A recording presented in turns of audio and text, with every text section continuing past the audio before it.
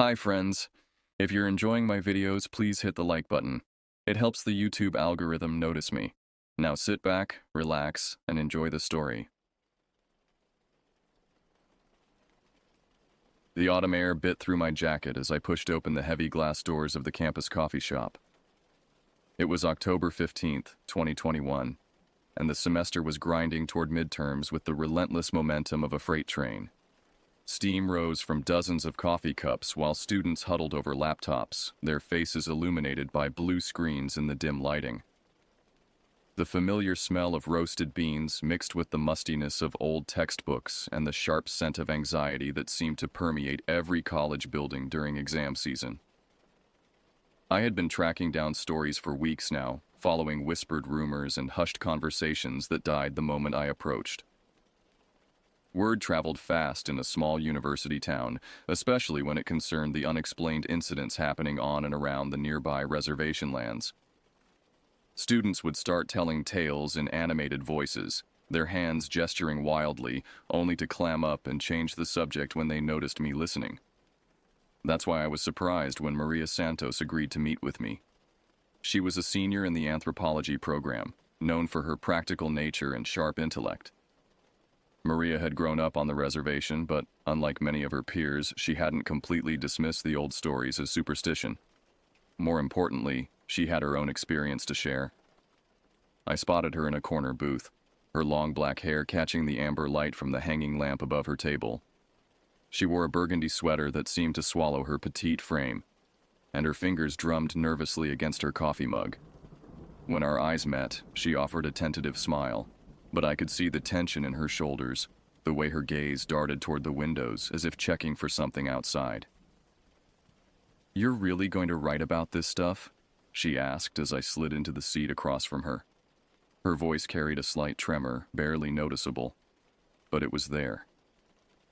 "I mean, you understand that once these stories get out there, people start looking at you differently, right?" I nodded, pulling out my notebook and setting it on the scratched wooden table between us. "I'm just trying to understand what's happening out there. Too many people have similar stories for them all to be coincidences."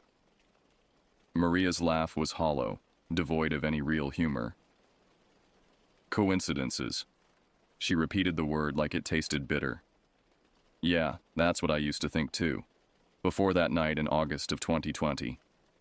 Her fingers tightened around her mug, knuckles whitening. "Before I learned that some things can't be explained away with logic and reason." The coffee shop's ambient noise seemed to fade as Maria began to speak, her voice dropping to barely above a whisper. Other students continued their conversations around us, but their voices became distant, like background static on an old radio. "It was August 14th, 2020, she began, her eyes focusing on something beyond the window. "I remember the date because it was exactly 1 week before I was supposed to start my junior year. I'd been staying with my cousins, Diego and Carmen Santos, at their place near Window Rock. They're twins, just turned 21 that summer, and they thought they knew everything about everything." She paused to take a sip of her coffee, and I noticed her hand shaking slightly. We'd been to a small gathering that evening. Nothing big, just maybe 15 people sitting around a fire pit, sharing stories and catching up before everyone scattered back to school. The kind of innocent fun that feels safe when you're surrounded by people you've known your whole life. Maria's expression darkened. Diego had been drinking beer all evening, not enough to be drunk, but enough to make him feel invincible. Carmen was the designated driver, stone sober as always, but she had this mischievous streak that got worse when her brother was feeling bold. They fed off each other's energy, you know? Always looking for the next adventure, the next thrill. The way she spoke about her cousins was affectionate, but there was an underlying sadness, as if the events of that night had changed something fundamental in their relationship. We left around 10:30 p.m. The moon was full that night, bigger and brighter than I'd seen it in months. It hung in the sky like a massive silver dollar, casting everything in this ethereal blue-white glow. Diego insisted I ride in the bed of his pickup truck so I could appreciate the view. His words. Carmen thought it was hilarious, said I spent too much time indoors with my books and needed to connect with nature. She shook her head, but there was no smile accompanying the gesture. I should have insisted on riding in the cab. God knows there was barely enough room for all three of us, but I could have made it work. Instead, I grabbed a couple of blankets from the house and climbed into the truck bed like it was some kind of romantic adventure. The metal was cold against my back, even through the blankets, and the ridged bed liner dug into my spine every time we hit a bump.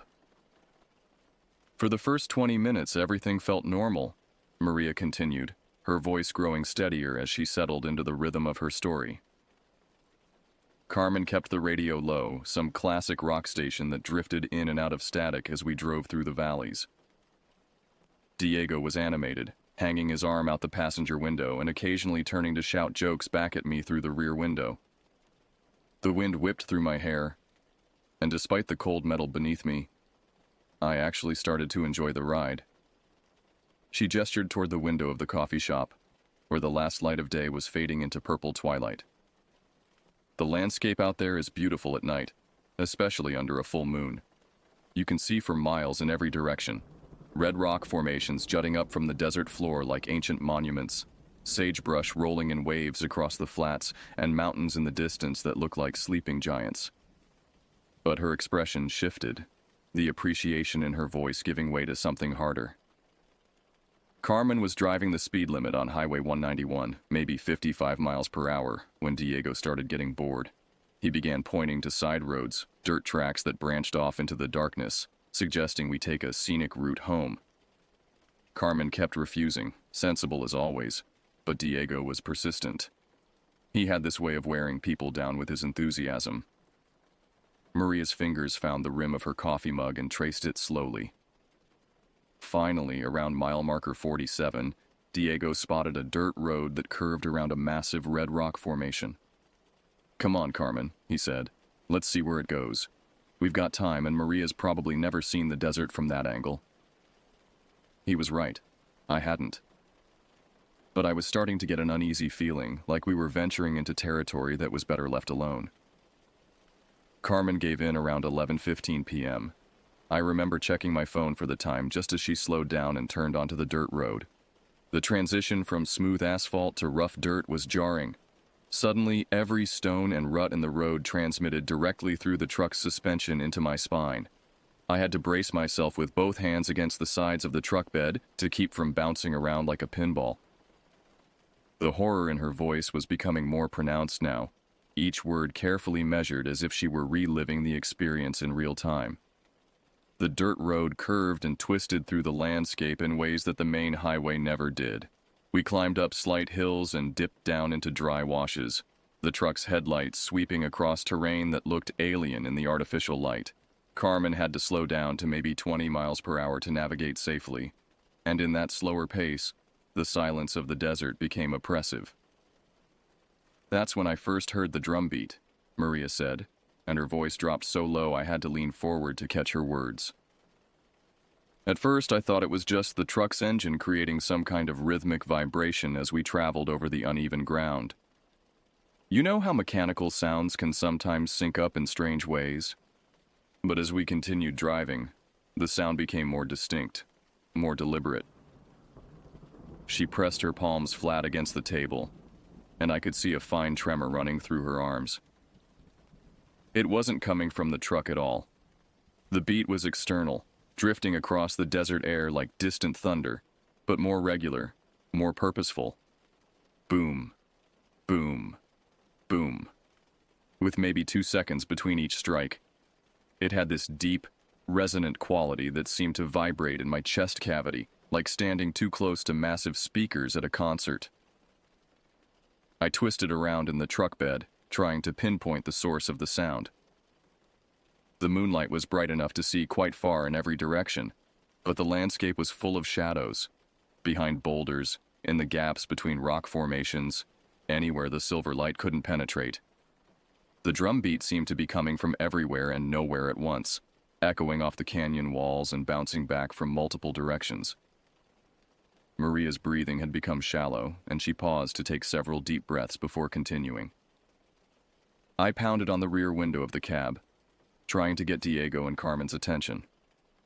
Through the glass, I could see Carmen's eyes in the rearview mirror, wide and alert. She'd heard it too. Diego was leaning forward, straining to listen over the sound of the engine. When Carmen rolled down her window, the drumbeat became even clearer, no longer muffled by the truck's cabin. "But here's the thing that really scared me," she continued, her voice barely audible now. The drumbeat wasn't random. It had a pattern, a rhythm that seemed almost communicative. Like someone was sending a message across the desert, announcing our presence to anyone who might be listening.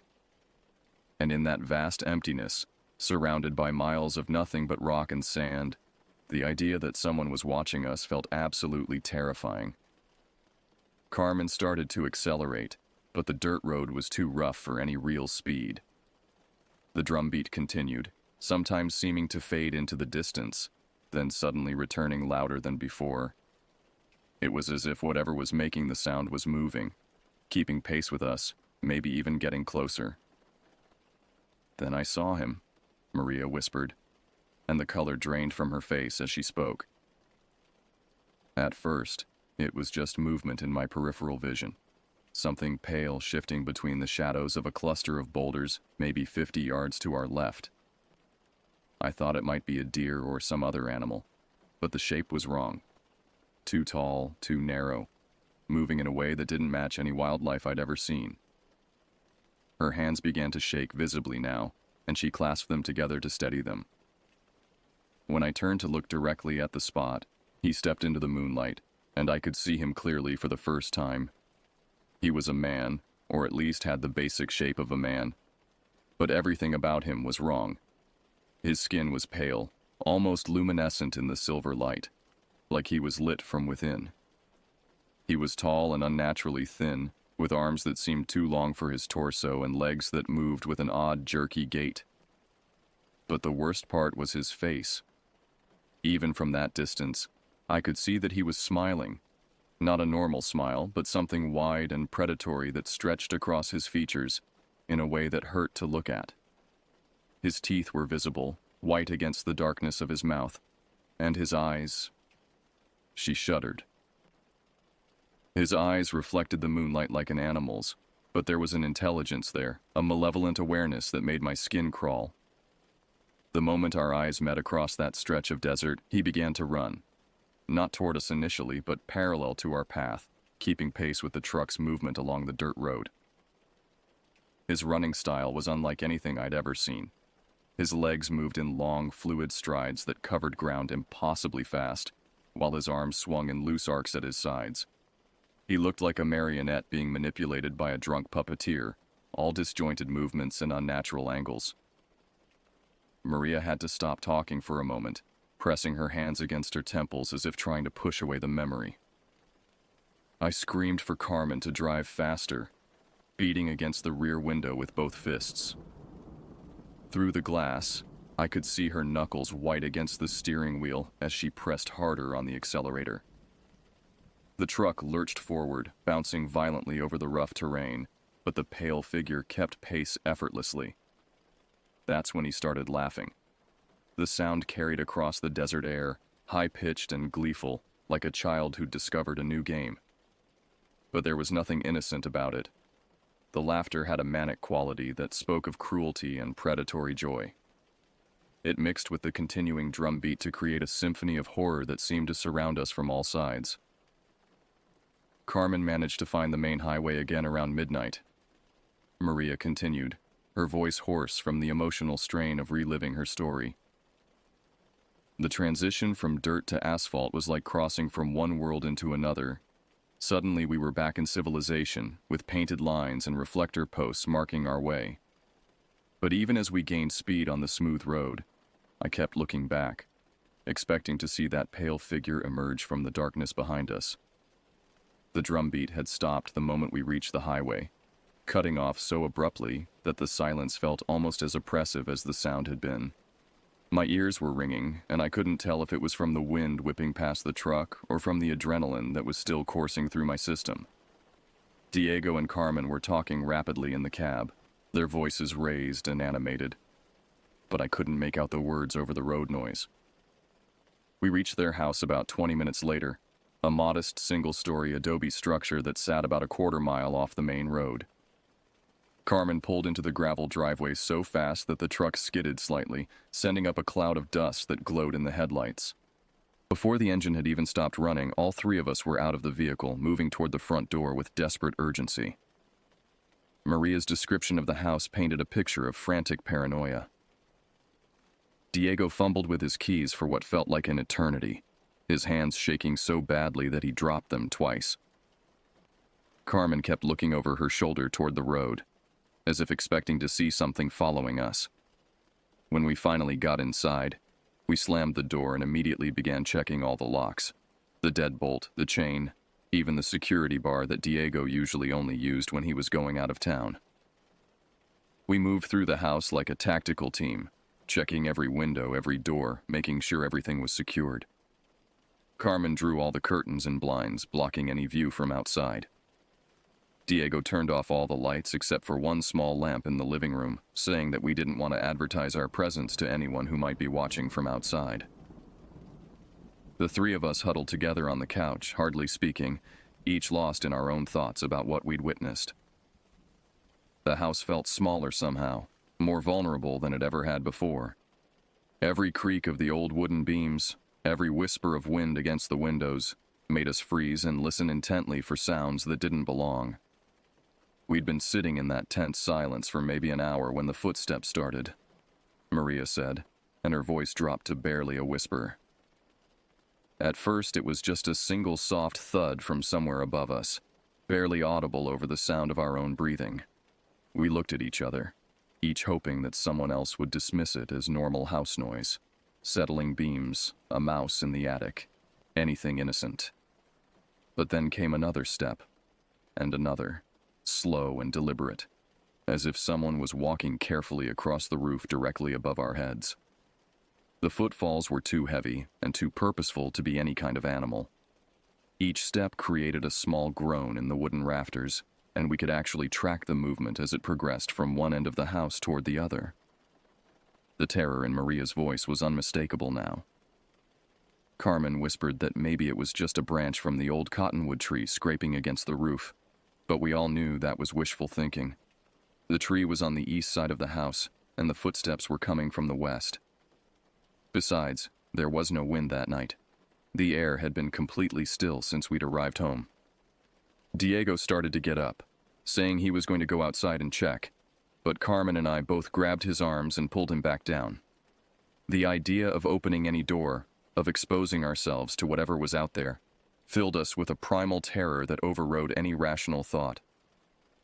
We were like animals in a burrow, hoping that if we stayed quiet and still, the predator would move on. But the footsteps continued, pacing back and forth across the roof in a regular pattern that suggested intelligence and purpose. Sometimes they would pause directly above where we were sitting, and in those moments of silence, we could hear our own hearts pounding.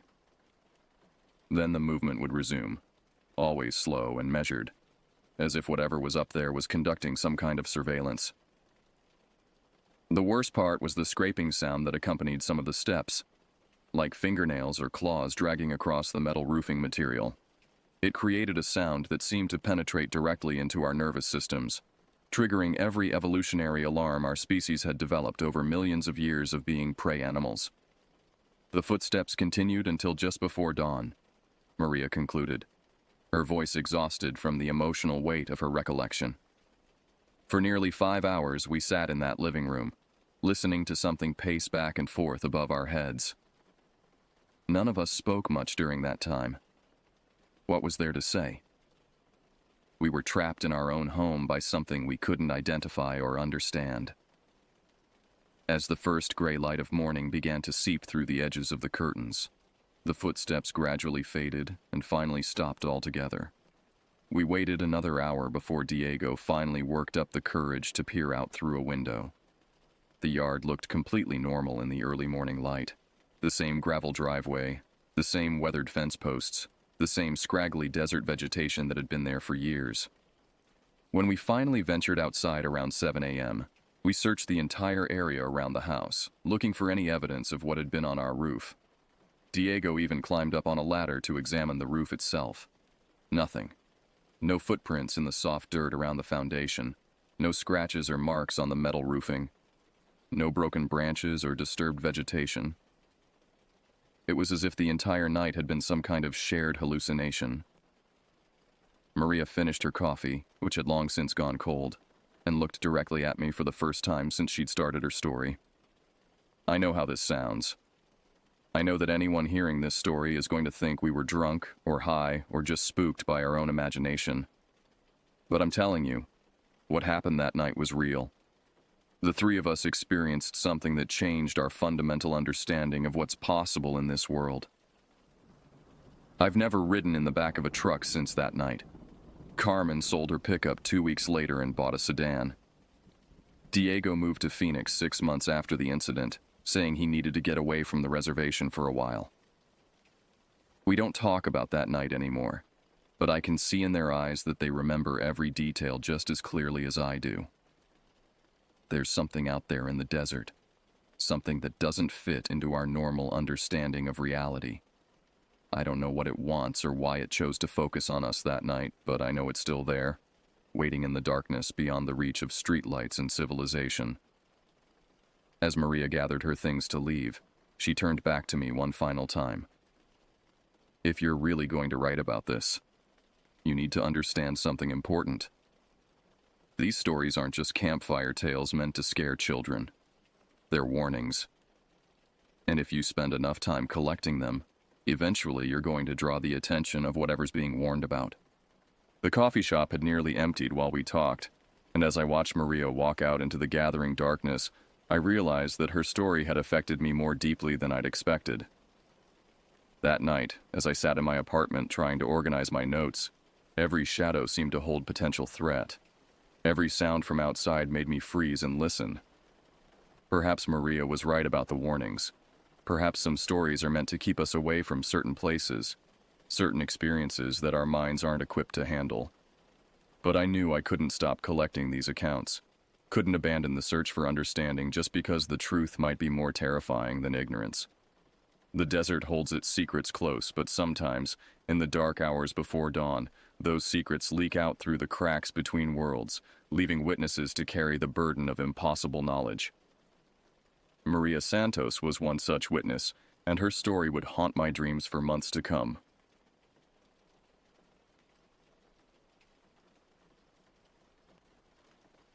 This happened during the autumn of 2023, just 14 months ago to be exact.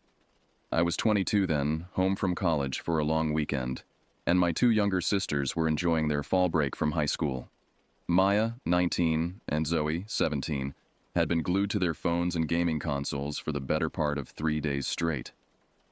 Our parents had grown increasingly frustrated with their lack of activity, especially given the unseasonably warm October weather that had graced our small town in northern Pennsylvania. I remember the exact moment everything changed. It was October 15th, a Saturday afternoon around 2:30 p.m. The sun was filtering through the autumn leaves in our backyard, casting dancing shadows on the wooden deck where I sat reading. Maya and Zoe were huddled together in the living room, controllers in hand, their voices rising in excitement and frustration as they battled through some online multiplayer game. "Girls!" Mom's voice cut through the house like a blade. "Turn those things off and get outside. It's gorgeous weather, and you're wasting it sitting in the dark like hermits." I watched through the sliding glass door as both of my sisters groaned dramatically. Maya, with her shoulder-length brown hair and stubborn streak, was the first to voice her displeasure. "Mom, we're in the middle of a tournament. We can't just quit now." "I don't care if you're in the middle of saving the world." Dad chimed in from the kitchen, his tone carrying that final authority we all knew better than to challenge. "Outside. Now. All three of you." I closed my book and stretched, actually grateful for the interruption. The story I'd been reading had grown tedious, and the fresh air felt inviting. Maya and Zoe, however, dragged themselves outside with all the enthusiasm of prisoners heading to execution. They slumped onto the back steps, Maya's arms crossed defiantly, while Zoe picked at the peeling paint on the railing. "This is stupid," Maya muttered, loud enough for our parents to hear through the open windows. "We're not 5 years old anymore." "Then stop acting like it," I replied, settling beside them on the steps. The wooden boards creaked under our combined weight, a sound that had become as familiar as breathing in our childhood home. The backyard stretched out before us, a half-acre of grass bordered by towering oak and maple trees. Beyond that tree line lay the woods that had been our playground for years. Dense, sprawling forest that seemed to go on forever. As children, we'd spent countless hours exploring those woods, building forts, and pretending we were adventurers in some far-off land. But as we'd grown older, the woods had become less magical and more forgotten. "I'm bored," Zoe announced, her voice carrying that particular whine that only teenagers can perfect. She was the youngest, with blonde hair that caught the afternoon light, and green eyes that always seemed to be searching for something more exciting than whatever was right in front of her. Looking at my sisters' miserable faces, I felt a familiar protective urge. They were good kids, despite their current attitude, and I remembered what it felt like to be their age. Caught between childhood and adulthood, frustrated by parents who seemed to have forgotten what it was like to be young. "You know what?" I said, standing up and brushing off my jeans. "Let's go for a walk in the woods. It's been ages since we've been back there." Maya looked up at me with skepticism. "Really? You want to go tramping through the woods like we're 12 again?" "Why not? It beats sitting here sulking," I replied. "Besides, I bet there are things back there we never noticed before. We're older now, we might see it differently." The idea seemed to spark something in Zoe's eyes. She'd always been the most adventurous of us three, the one who'd push boundaries and suggest we venture just a little further than we should. "Actually, that might be fun," she said, surprising Maya with her enthusiasm. "Fine," Maya sighed, but I could see she was warming to the idea too. "But if we get eaten by bears or something, I'm blaming you." I laughed, remembering how we used to joke about bears when we were kids, despite the fact that there hadn't been a bear sighting in our county for over 30 years. "Deal. But first, let me tell Mom and Dad where we're going." I found them in the kitchen, Dad washing dishes while Mom sorted through mail. "We're going to walk through the woods for a while," I announced. "Probably won't be gone more than an hour or two." "Good," Mom said without looking up from the bills. "Maybe some fresh air will improve their attitudes." "Just stick to the marked trails," Dad added, his protective instincts showing. "And take your phones in case you need to call." "We will," I promised, though I knew cell service was spotty once you got deep into the woods. The trails Dad mentioned were old logging roads that crisscrossed the forest, wide enough for vehicles but gradually being reclaimed by nature. As we gathered at the edge of the backyard, I felt an unexpected thrill of anticipation. It had been at least 3 years since we'd ventured into those woods together, and I was curious to see how the familiar paths might have changed. The trees seemed taller, more imposing than I remembered, and the shadows between them appeared darker despite the bright afternoon sun. "Ready?" I asked, looking at my sisters. Maya had found a sturdy stick and was using it like a walking staff, striking a pose that was half explorer, half dramatic actress. "Lead the way, wilderness guide." Zoe was already moving toward the tree line, her earlier boredom completely forgotten. "Come on, slowpokes, adventure awaits." As we crossed from the manicured grass of our backyard into the wild tangle of the forest floor, I couldn't shake the feeling that we were crossing more than just a physical boundary. The temperature dropped noticeably under the canopy of leaves, and the sounds of suburban life, distant traffic, neighbors' conversations, the hum of air conditioning units, faded into silence. The The forest welcomed us with the rich, earthy scent of decomposing leaves and the soft crunch of our footsteps on the thick carpet of autumn debris. Shafts of golden sunlight pierced through the canopy above, creating a natural cathedral of light and shadow that stretched as far as we could see. The familiar path we'd taken countless times as children was narrower now, partially overgrown with thorny brambles and young saplings that had sprouted since our last visit. God, it's like a jungle in here, Maya commented, pushing aside a low-hanging branch that had caught in her hair. I don't remember it being this dense. That's because we were shorter then, I replied, ducking under the same branch. Everything seemed more open when we were kids. Zoe was already several yards ahead, her natural agility allowing her to navigate the obstacles with ease. She'd always been the athlete of the family, equally comfortable climbing trees or running track. You guys are so slow, she called back. At this rate, we'll never get anywhere interesting. The path wound deeper into the woods, following the gentle contours of the hillside. To our left, I could hear the distant sound of water trickling over rocks, probably Miller's Creek, which ran through this section of forest before emptying into the reservoir about 2 miles downstream. The sound was comforting, a reminder that we weren't as far from civilization as it sometimes felt. As we walked, conversation flowed easily between us. Maya talked about her senior year plans, her anxiety about college applications, and her complicated relationship with her boyfriend. Zoe regaled us with stories from her part-time job at the local movie theater, complete with dramatic reenactments of difficult customers and incompetent managers. I found myself sharing more than I usually did about my own college experiences, my uncertainties about the future, and my growing sense that adulthood was far more complex than I'd imagined. You know what I love about being out here? Zoe said during a lull in our conversation. It's like time stops. No phones buzzing, no social media, no pressure to be anywhere or do anything, just us and the trees. Very philosophical, Maya teased, but there was genuine warmth in her voice. Maybe we should do this more often. Maybe we should, I agreed, surprised by how much I was enjoying our impromptu adventure. The stress of college, work, and adult responsibilities seemed to fade with each step we took deeper into the forest. We'd been walking for about 20 minutes when Maya suddenly stopped and tilted her head, listening. Do you guys hear that? I paused, straining to pick out whatever she'd noticed. At first, all I could hear was the normal symphony of forest sounds, birds calling, leaves rustling, the distant babble of the creek. But then I heard it too, a rhythmic tapping sound like someone hammering nails. Probably just a woodpecker, I suggested, though the sound seemed too regular, too deliberate to be made by a bird. Since when do woodpeckers work on weekends?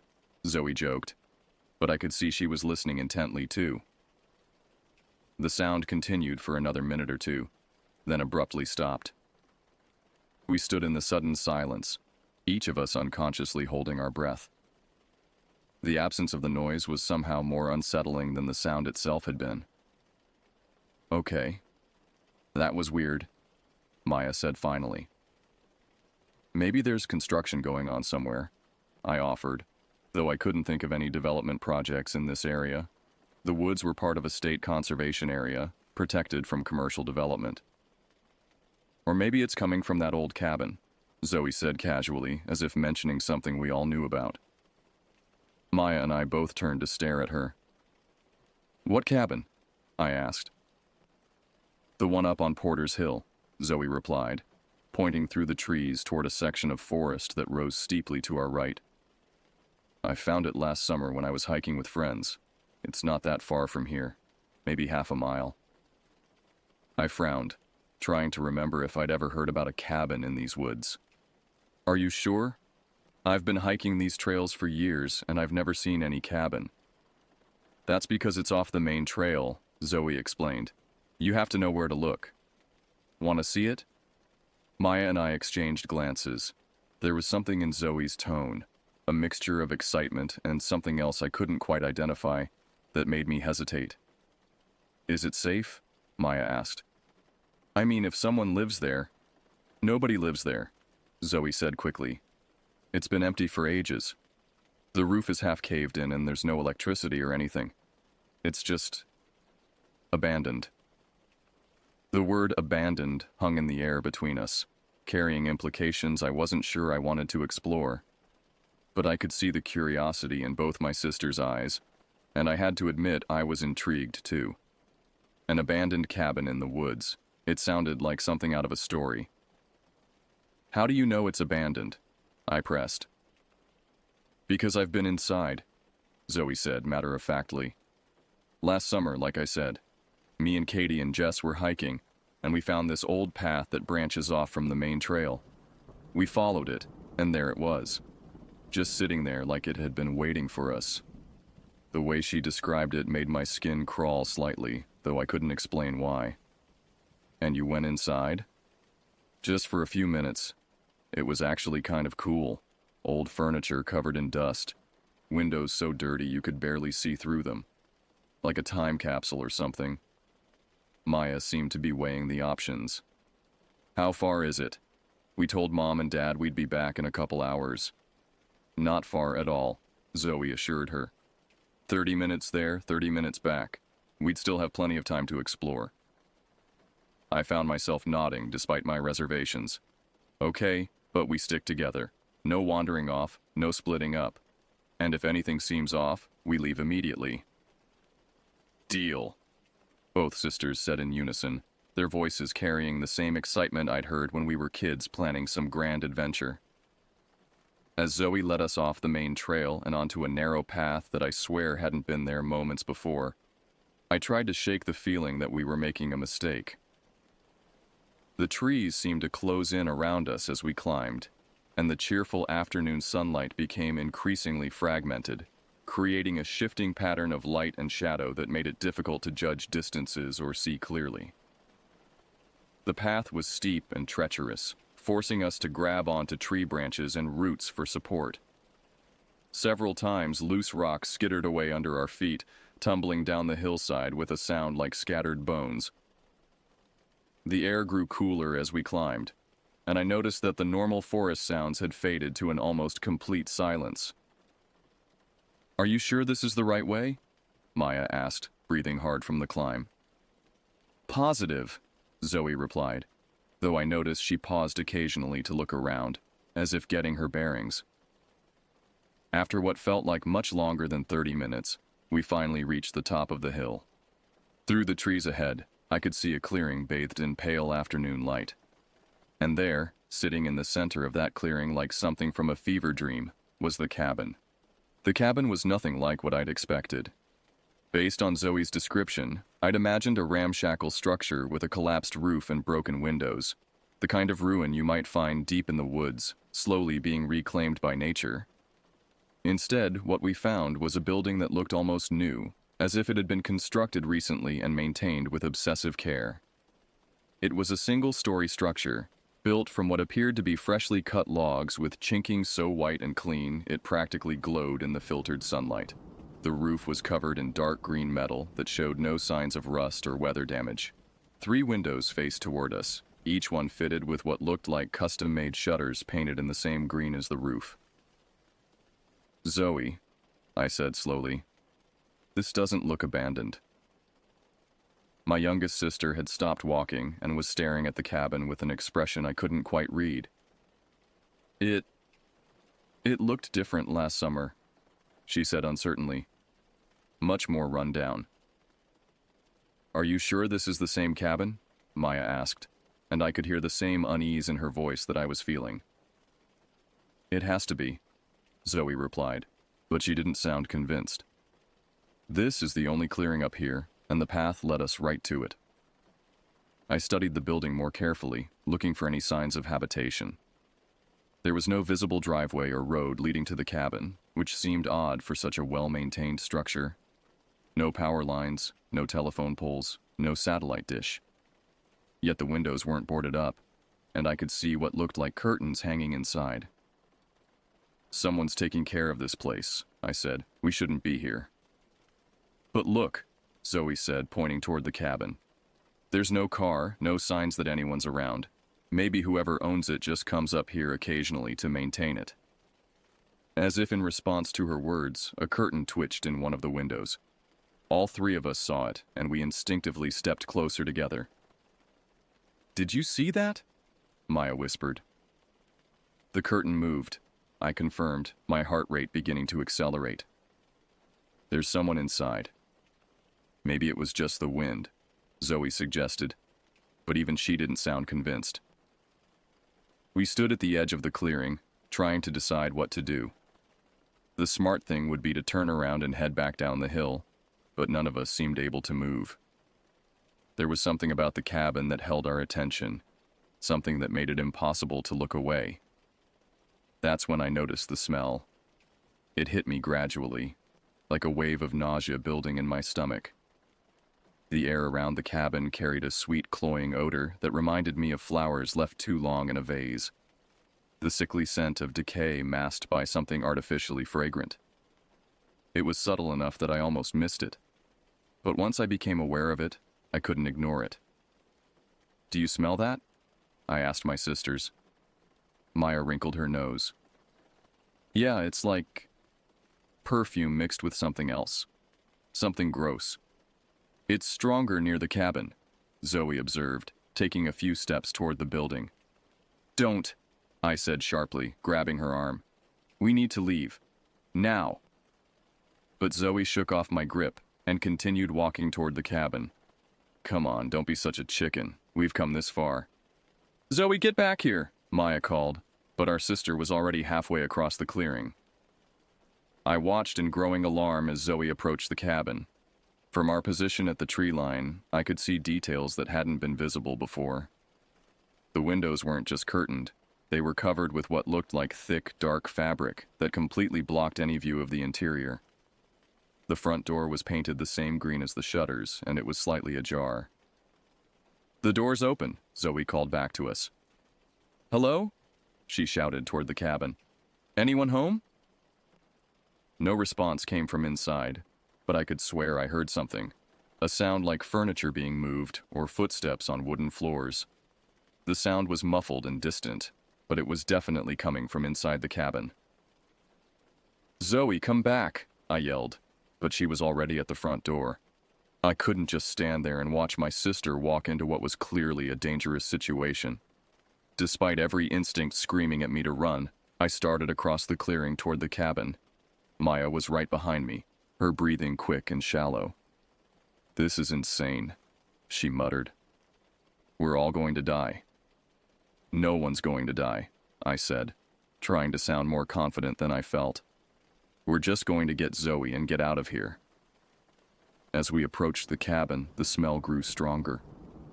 It was nauseating now, a combination of artificial sweetness and something unmistakably organic and rotten. I had to breathe through my mouth to keep from gagging. Zoe was standing in the doorway, peering into the dark interior. "It's really different from last summer," she said when we reached her. "Someone's been fixing it up."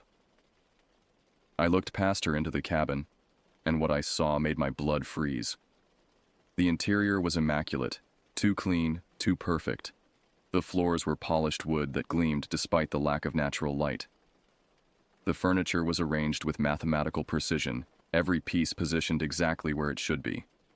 And everything was covered in a fine layer of what looked like powder or dust, but in patterns that seemed deliberate rather than random. "We need to leave," I said firmly. "Right now." But as I spoke, I heard it again. That sound from inside the cabin. Not footsteps, I realized now. Something else. Something that made the hair on the back of my neck stand up. It was the sound of breathing. The breathing wasn't coming from any of us. It was slow, deliberate, and somehow wrong. Too deep, too rhythmic. Like someone consciously controlling every inhalation and exhalation. The sound seemed to come from everywhere and nowhere at once, echoing off the walls of the cabin in a way that made it impossible to pinpoint its source. "Do you hear that?" Maya whispered, her voice barely audible. I nodded, unable to speak. Every rational part of my mind was screaming at us to turn around and run, but my feet felt rooted to the spot. The breathing continued, steady and measured, like a meditation exercise performed by someone who had been practicing for years. Maybe it's just the wind, Zoe suggested, but her voice lacked conviction. Old cabins make weird noises. That's not the wind, I managed to say. That's someone breathing. The three of us stood frozen in the doorway, staring into the dimly lit interior.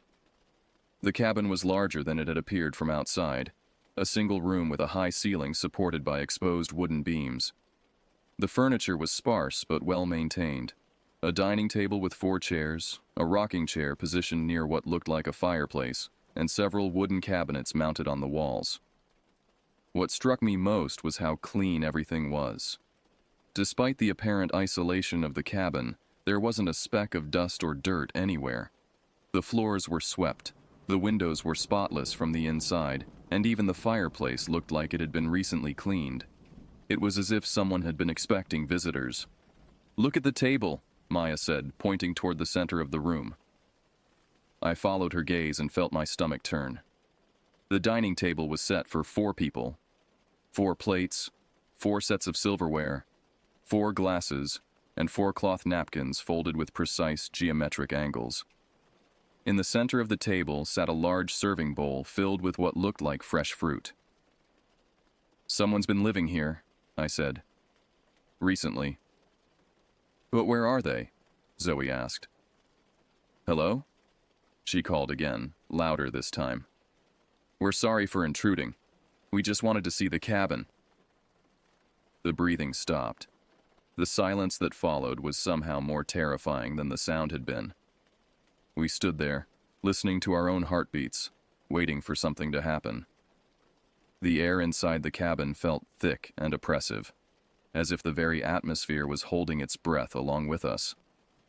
"We should go," I said, but my voice came out as a croak. "Wait," Zoe said, pointing toward the back of the cabin. "There's a staircase." I followed her gaze and saw what she meant. In the far corner of the room, partially hidden in shadow, was a narrow wooden staircase leading to what must have been a loft or second floor. The stairs were steep and looked handmade, with rough-hewn boards that seemed to disappear into darkness above. "I didn't see that before," Maya said. "The cabin looked like it was only 1 story from outside." She was right. The exterior of the cabin had appeared to be a simple single-story structure, but the stairs clearly led to another level. The architecture didn't make sense, as if the building had been constructed according to some logic that didn't quite align with normal building practices. "Let's check it out," Zoe said, taking a step into the cabin. "Absolutely not," I said, grabbing her arm. "We're leaving. Now." But as I spoke, we heard a sound from upstairs, a long, slow creak, like someone shifting their weight on old floorboards. The sound was followed by what might have been footsteps, though they were too muffled to be certain. "Someone's up there," Maya whispered. "Then we definitely need to leave," I said, pulling on Zoe's arm. "Come on." But Zoe planted her feet and refused to move. "Don't you want to know who it is? What if it's just some hermit living out here? What if they need help?" "What if they don't want to be bothered?" I countered. "What if we're trespassing and they're getting a gun right now?" The footsteps above us continued, slow and deliberate. They seemed to be moving across the entire length of the upper floor, as if someone was pacing back and forth. The sound was hypnotic in its regularity. Step, pause, step, pause, step, pause. "Hello?" Zoe called toward the staircase. "We're sorry for bothering you. We just wanted to see the cabin." The footsteps stopped immediately. In the silence that followed, I could hear my own pulse pounding in my ears. The air inside the cabin felt colder now, and I noticed that my breath was beginning to form small clouds in the frigid air. How had it gotten so cold so quickly? "We should introduce ourselves," Maya said suddenly, her voice sounding strange and distant. "It's the polite thing to do." I stared at her in disbelief. "Are you insane? We need to get out of here." but Maya was already stepping into the cabin, following Zoe's lead. "Hello?" she called. "My name is Maya. These are my sisters." I watched in horror as both of my sisters walked fully into the cabin, leaving me standing alone in the doorway. The smart thing to do would be to run, to get back to the main trail and get help. But I couldn't abandon them. Despite my terror, I forced myself to follow them inside. The moment I crossed the threshold, I felt a change in the air pressure, as if I'd entered a sealed chamber. The smell was much stronger now. That sickly, sweet odor mixed with something else, something that reminded me of old meat. I had to fight back the urge to vomit. "Can you hear us?" Zoe was saying, looking up toward the ceiling. "We're not here to cause trouble." The response came immediately, a sound like furniture being dragged across the floor above us. It was loud and harsh, as if someone was moving something heavy without caring about the noise they made. The sound went on for nearly a minute, punctuated by what sounded like things being dropped or thrown. "Maybe they're packing," Maya suggested, "getting ready to leave." I was about to respond when I noticed something that made my words catch in my throat. The fruit in the bowl on the table. It was moving. Not rolling or shifting, but actually moving, as if something was inside it. As I watched, one of the apples began to split open, revealing not the white flesh I expected, but something dark and wet. "We need to go," I said, my voice barely above a whisper. "Right now." "But," Zoe began. "Now!" I shouted, and the sound of my voice seemed to echo strangely in the confined space. The noise upstairs stopped abruptly, replaced by a silence so complete it felt like a physical weight pressing down on us. Then, slowly, we heard the sound of footsteps on the stairs. Not the measured pacing we'd heard before, but something else. Something that didn't sound quite human. The footsteps coming down the stairs were all wrong. They were too heavy, too deliberate, and they didn't follow the rhythm of normal human walking. Instead, they came in sets of 3. Step, step, step, pause, step, step, step, pause. Each footfall landed with a wet, squelching sound that made my skin crawl. "What is that?" Maya whispered, her face pale in the dim light of the cabin. I didn't answer because I couldn't. My throat had closed up with fear, and all I could do was stare at the dark staircase where something was slowly making its way down toward us. The wooden steps groaned under whatever weight was descending, and I could hear what sounded like fingernails or claws scraping against the wooden railings. "We need to get out of here," I finally managed to say, but my voice came out as a strangled whisper. Zoe was backing toward the door, her eyes fixed on the staircase. "What if it's just someone who's sick? What if they need help?" "That's not a person," I said with absolute certainty. I couldn't explain how I knew, but every instinct in my body was screaming that whatever was coming down those stairs was not human. The footsteps paused about halfway down the staircase. In the silence that followed, I could hear that breathing again, slow, deliberate, but now with a wet, rasping quality that made my stomach turn. It sounded like someone trying to breathe through liquid. "Hello?" Maya called out, her voice shaking. "Are you okay? Do you need help?" The breathing stopped. For a moment, everything was perfectly silent. Then, from the darkness at the top of the stairs, came a sound I will never forget. A long, low moan that seemed to come from somewhere deep inside whatever was up there. It wasn't a human sound. It was the sound of something in pain, something that had been in pain for a very long time. "Oh God," Zoe whispered. "Oh God, oh God, oh God." The footsteps resumed, faster now, no longer following that strange 3-step pattern. Whatever was up there was coming down quickly, and we could hear it getting closer. The scraping sound intensified as if claws were being dragged along the wooden walls. "Run!" I screamed, and finally my paralysis broke. All 3 of us bolted for the door simultaneously, but in our panic, we crashed into each other. Maya went down hard, her knee hitting the wooden floor with a sickening crack. She cried out in pain, and I saw her clutch her leg. "I can't," she gasped.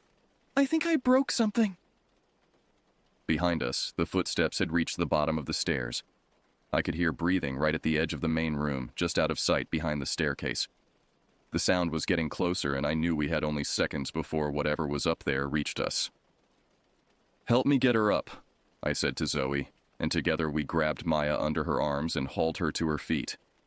She was crying now, tears streaming down her face, but she managed to put some weight on her injured leg. The breathing was right behind us now, so close I could feel it on the back of my neck. The smell was overwhelming. That sickly sweet odor mixed with something that reminded me of rotting meat and medical disinfectant. I didn't dare turn around to look, but I could sense something large and wrong moving in the darkness behind us. We made it to the door and stumbled out into the clearing. The afternoon sun seemed impossibly bright after the dim interior of the cabin, and for a moment, I was blinded. But I could hear it following us. That wet, scraping sound of something moving across the wooden floor. "Don't look back," I said to my sisters as we stumbled across the clearing. "Whatever you do, don't look back." But Zoe couldn't help herself. She glanced over her shoulder and immediately let out a scream that I felt in my bones. Her face went white, and she stumbled, nearly dropping Maya. "What is it?" Maya asked, tears still streaming down her face. "What did you see?" "I don't know," Zoe gasped. "I don't know what it was, but it's not human. It's not human at all." We reached the tree line and plunged into the woods, crashing through underbrush and stumbling over roots in our desperation to get away from the cabin. Maya was hobbling badly, supported between Zoe and me, but she was managing to keep up. Behind us, I could hear something breaking through the forest. Branches snapping, leaves rustling, the sound of something large moving through the underbrush. "It's following us," I said, trying to keep my voice calm for my sister's sake. "We need to move faster." "I'm trying," Maya gasped. "But my leg—" I know. You're doing great. Just keep going." We stumbled down the hill, following what I hoped was the same path we'd taken up. The forest seemed different now. Darker, more menacing. The trees appeared to lean in closer, and shadows moved in ways that had nothing to do with the wind. Every sound made us jump. Every rustle of leaves could have been something stalking us.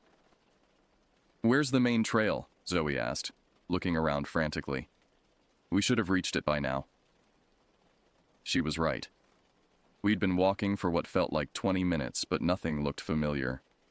The trees all seemed the same, and the path we'd been following had disappeared entirely. We were lost in the woods with something hunting us, and Maya was injured. "We need to find the creek," I said, trying to remember the layout of the forest.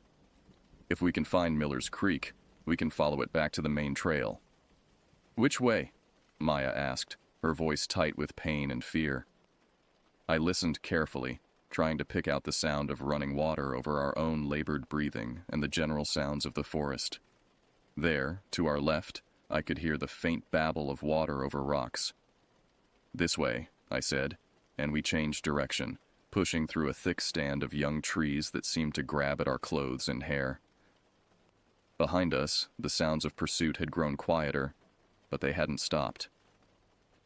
I could still hear branches breaking and the occasional wet scraping sound that I'd learned to associate with whatever had been in the cabin. It was still following us, but it was being more careful now, more deliberate. "It's hunting us," I realized with growing horror. "It's not just chasing us away.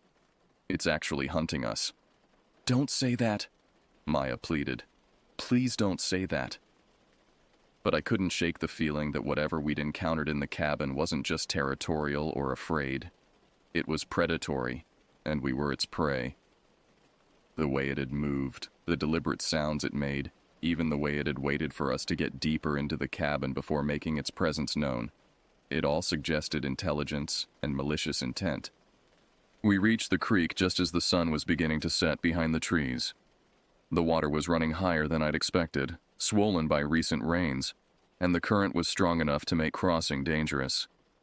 But on the other side, I could see what looked like a familiar trail.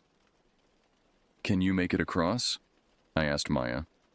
She nodded, though her face was pale with pain and exhaustion. I think so. We helped her into the water, and immediately I realized we'd made a mistake. The creek was much deeper than it looked, and the current was stronger than I'd anticipated. The water was also shockingly cold, so cold that it took my breath away. Hold on to me, I told Maya, wrapping my arm around her waist. Don't let go. We were halfway across when we heard it, a sound from the forest behind us that made my blood freeze. It was a howl, long and mournful, but with an underlying note of hunger that spoke to something primal in my brain. It was the sound of a predator that had lost its prey and was calling for help. It's calling for others, Zoe said, her voice barely audible over the sound of rushing water. Oh God, there are more of them. As if in response to her words, the howl was answered from somewhere deeper in the forest. Then another answer, from a different direction, and another. We were surrounded. The howling continued as we struggled across the creek, the calls echoing from different directions in the forest around us.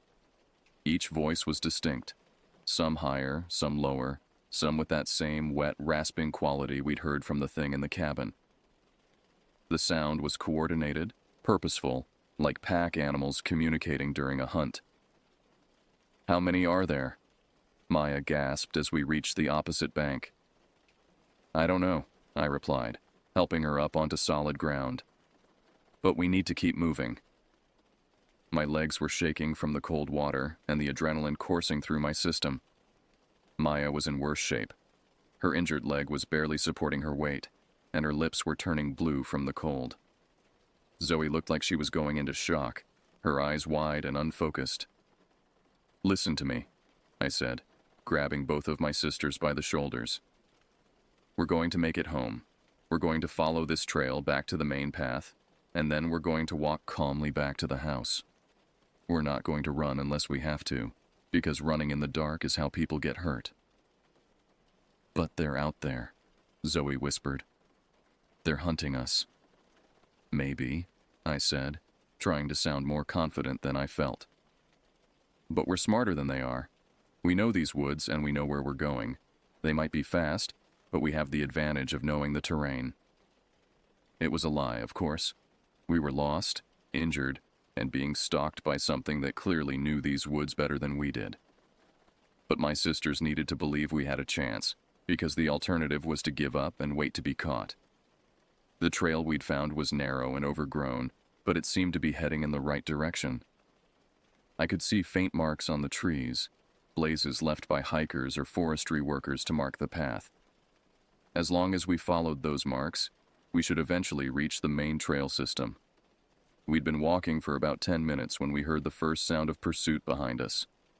It was subtle at first, just the snap of a twig or the rustle of leaves that didn't quite match the rhythm of the wind. But as we continued, the sounds grew more obvious. Something was following us, staying just out of sight but keeping pace with our movement. Don't look back, I whispered to my sisters. Just keep walking. But the temptation was overwhelming. Every instinct demanded that I turn around and see what was stalking us. The not knowing was almost worse than the fear itself. At least if I could see our pursuer, I might be able to figure out how to escape it. There, Zoe said suddenly, pointing ahead through the trees. I can see the main trail. She was right. About 50 yards ahead, I could see the wide, well-maintained path that we'd started on what felt like hours ago. The sight filled me with relief and hope. Once we reached the main trail, we'd be on familiar ground. We'd be able to move faster, and we'd be much closer to home. But as we approached the junction where the narrow trail met the main path, the sounds behind us suddenly stopped. The forest went completely silent, as if every bird, every insect, every small animal had suddenly vanished. The only sounds were our own footsteps and labored breathing. Why did they stop? Maya asked, and I could hear the fear in her voice. I don't know, I replied, but I had a terrible suspicion. Predators often went quiet just before an attack, using stealth to get close to their prey. Keep moving, Don't stop. We reached the main trail and turned toward home. The path was wider here, easier to navigate, and I could see familiar landmarks: the old oak tree with the lightning scar, the small wooden bridge over a dry creek bed, the boulder that looked like a sleeping bear. We were maybe 20 minutes from home if we kept up a steady pace, but Maya was slowing down. Her injured leg was getting worse, and she was having trouble keeping up. Every few steps, she would stumble or let out a small cry of pain. "I need to rest," she said, stopping beside a large fallen log. "Just for a minute." "We can't stop," I said. "We need to keep moving." "I can't," she gasped. "My leg is killing me. I think something's torn." I looked at her leg in the fading light and saw that she was right. Her knee was swollen and discolored, and she was favoring it heavily. She needed medical attention, but more importantly, she needed to get somewhere safe. "Okay," I said, making a decision. "Zoe, you run ahead to the house. Get Mom and Dad, tell them what happened, and bring them back with flashlights and the first aid kit. Maya and I will wait here." "I'm not leaving you," Zoe said immediately. "What if those things come back?" "They will come back," I said grimly. "But Maya can't go any further on that leg. Our best chance is to get help." Before Zoe could argue further, we heard it. The sound of something large moving through the underbrush beside the trail. It was maybe 30 feet away, parallel to our position, and it was moving with purpose.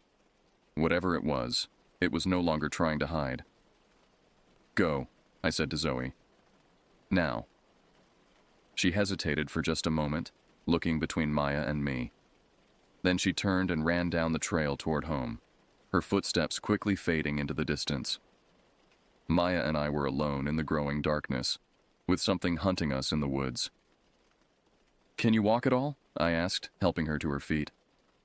"A little," she said, though I could see the pain in her face. "But not fast." "That's okay. We'll take it slow." We started walking again, Maya leaning heavily on my arm. The trail seemed longer now, stretching endlessly ahead of us in the twilight. Every shadow could be hiding something. Every sound could be a threat. I found myself constantly looking over my shoulder, expecting to see something emerging from the forest. "Do you really think Zoe will make it?" Maya asked. "Yes," I said without hesitation. "She's fast, and she knows these trails better than anyone. She'll make it home." But privately, I was worried. The howling we'd heard earlier suggested that there were multiple creatures in the woods, and they seemed to be coordinating their movements.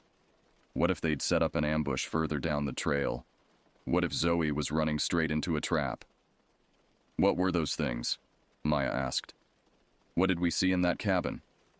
"I don't know," I admitted, "but I don't think they were human." "That's impossible," she said, but her voice lacked conviction. "There's got to be a logical explanation." I wanted to agree with her, but I couldn't get the image out of my mind. The glimpse Zoe had gotten of whatever had been in the cabin, and the look of absolute terror on her face when she'd seen it. Whatever it was, it had been wrong in some fundamental way, something that violated the natural order of things. We were maybe 10 minutes from home when we heard them again. The howling, but closer now. Much closer. The calls were coming from multiple directions, and they sounded hungry. "They're surrounding us," Maya said, her voice barely above a whisper. "Maybe," I said, but I could hear the fear in my own voice. "Or maybe they're just trying to scare us." "It's working," she replied. The howling continued for several minutes, the calls echoing through the forest like some kind of primitive communication. Then, as suddenly as it had started, it stopped. The silence that followed was somehow more terrifying than the noise had been. "Why did they stop?" Maya asked. I didn't answer because I'd just realized something that made my blood run cold. The howling had stopped because they were done communicating. They'd finished coordinating their attack, and now they were moving in for the kill. In the growing darkness ahead of us, I could see shapes moving between the trees. They were large, much larger than any animal that should have been in these woods. and they moved with an unsettling combination of stealth and purpose. We were outnumbered, outmatched, and running out of time. "Maya," I said quietly, "when I say run, I want you to run as fast as you can toward the house. Don't look back, don't stop, just run." "I can't run," she protested. "My leg." "You can," I said firmly. "You have to, because if you don't, we're both going to die out here." The shapes in the forest were getting closer, and I could hear the soft sound of footsteps on the trail ahead of us. We were trapped, with nowhere to go and no way to fight back. That's when I heard the most beautiful sound in the world. Voices calling our names from somewhere ahead on the trail. Dad's voice, and Mom's, and several others I recognized from our neighborhood. Zoe had made it home, and she'd brought help. "Here!" I shouted as loudly as I could. "We're here!" The response was immediate. Flashlight beams cutting through the darkness, voices calling back, the sound of people running toward us. The shapes in the forest hesitated, then began to retreat, melting back into the shadows like they'd never been there at all. Within minutes, we were surrounded by familiar faces. Our parents, neighbors, even a couple of police officers who'd been called when Zoe arrived home with her story. They helped Maya back to the house, where an ambulance was waiting to take her to the hospital.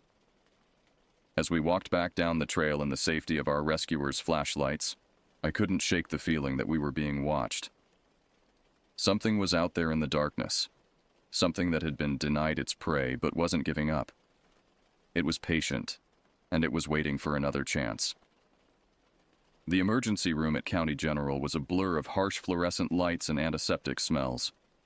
Maya's knee required surgery, a torn ACL and damaged cartilage that would take months to heal properly. As I sat in the waiting room beside my exhausted parents, I kept replaying the events of the day, trying to make sense of what we'd experienced. "Tell me again what you saw," Detective Morrison said, settling into the chair across from me. He was a tall, thin man with graying hair and the kind of patient demeanor that came from years of dealing with people in crisis. "Take your time." I'd already told the story 3 times, once to the paramedics, once to the first responding officers, and once to my parents. Each time, I'd seen the same look of skepticism in their eyes, the same barely concealed doubt about my mental state. How could I explain that we'd been chased through the woods by something that might not have been human? "We found an old cabin," I began, sticking to the facts I could verify. It was up on Porter's Hill, about half a mile off the main trail. When we went inside, we heard someone moving around upstairs.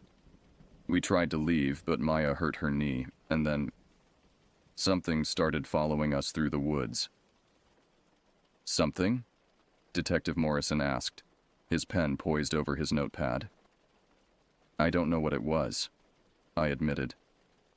"We heard howling, like wolves, but there aren't any wolves in these woods. And whatever was in the cabin, it didn't sound human when it moved. Could it have been a bear? Or maybe someone with mental health issues living rough in the woods?" I considered the question seriously. Could everything we'd experienced be explained by a homeless person with psychological problems? The heavy footsteps, the strange breathing, the coordinated howling. Was it possible that we'd encountered a group of people living in the forest? "Maybe," I said, though I didn't believe it. But the sounds they made, the way they moved, it didn't seem human. Detective Morrison nodded and made a note. "We'll send a team up to the cabin tomorrow to check it out. In the meantime, I want you to stay close to home. Don't go back into those woods alone." After he left, I sat alone in the waiting room, staring at the television mounted on the wall.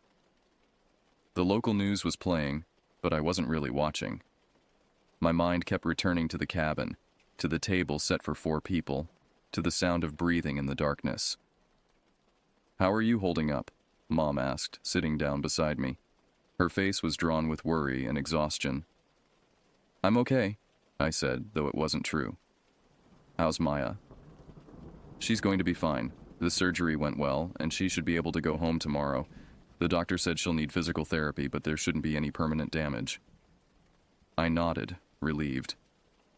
Maya's injury was my fault. If I hadn't suggested going into the woods, none of this would have happened. If I'd been more insistent about leaving when we first saw the cabin, she wouldn't have been hurt. "This isn't your fault," Mom said, as if reading my thoughts. "You were just trying to have a nice afternoon with your sisters. You couldn't have known what would happen." "But I should have known," I said.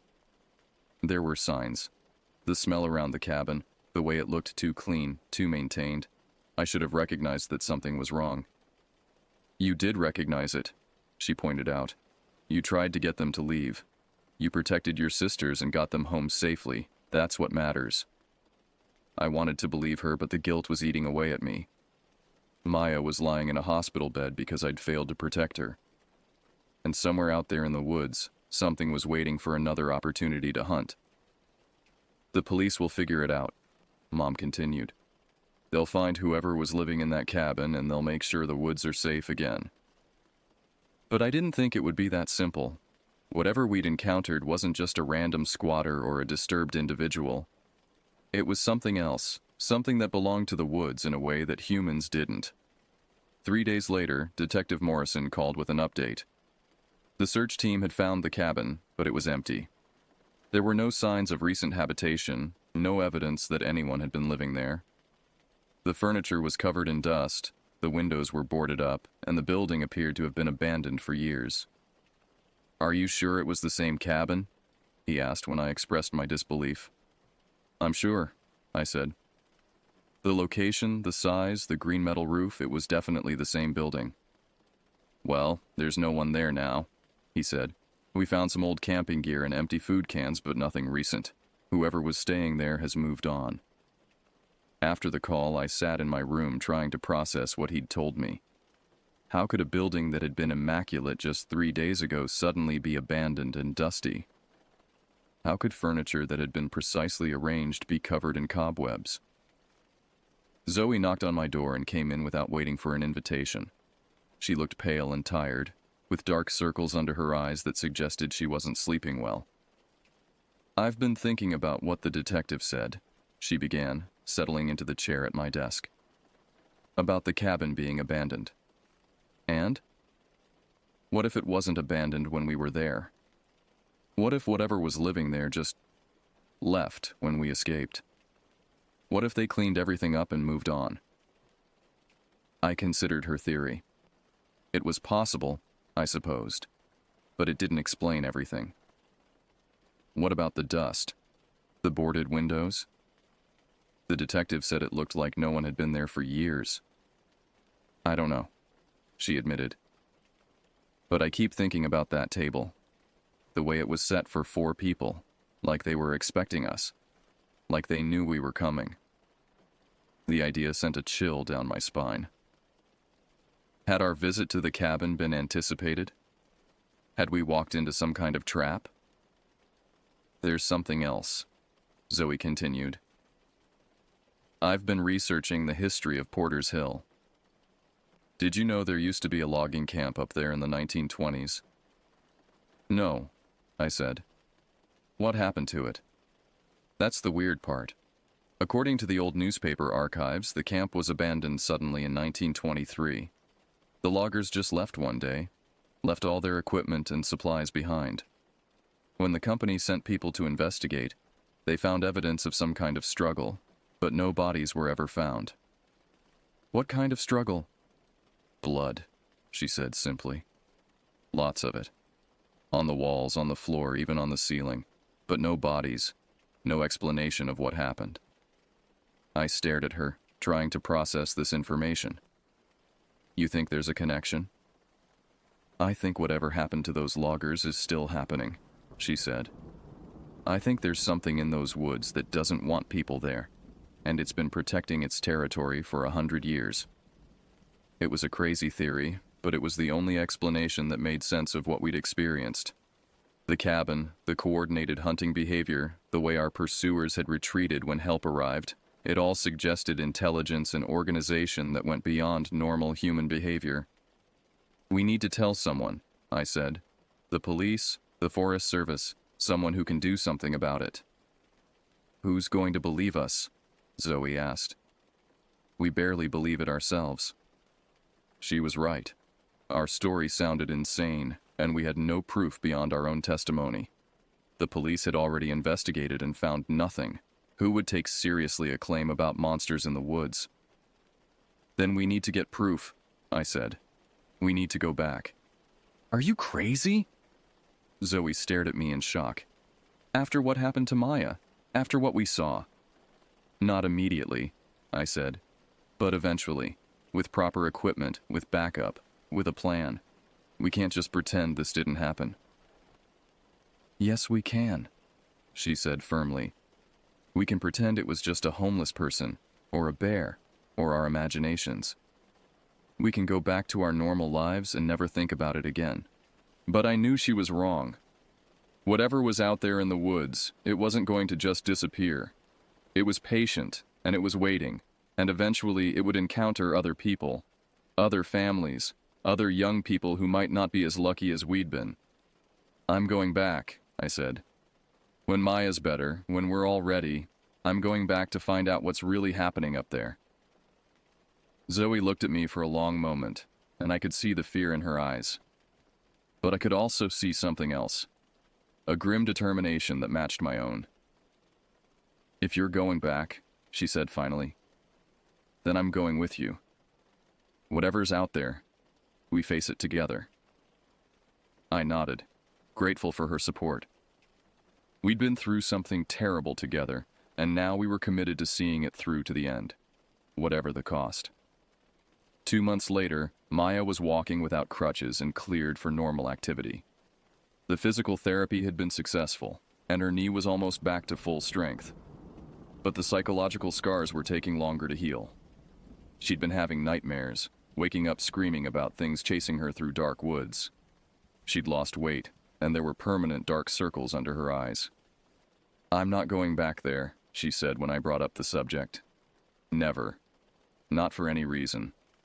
We were sitting in the kitchen of our parents' house, the afternoon sun streaming through the windows. Outside, the world looked normal and peaceful. It was hard to believe that just beyond our backyard, something was waiting in the woods. I understand, I said. But we need to finish this. We need to find out what's really happening up there. No, we don't, Maya said firmly. We need to forget about it and move on with our lives. Some things are better left alone. I looked at my younger sister, seeing the fear that had become a permanent part of her expression. The Maya who had climbed trees and explored caves without a second thought was gone, replaced by someone who jumped at shadows and refused to go outside after dark. What if it happens to someone else? I asked. What if another family goes hiking in those woods and encounters the same thing? What if they're not as lucky as we were?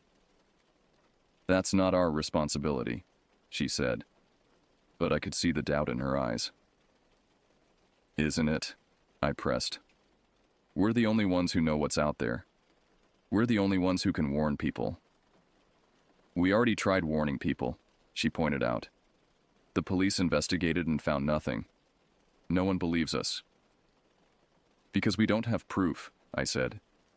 But we can get proof. We can go back with cameras, with recording equipment, with proper documentation.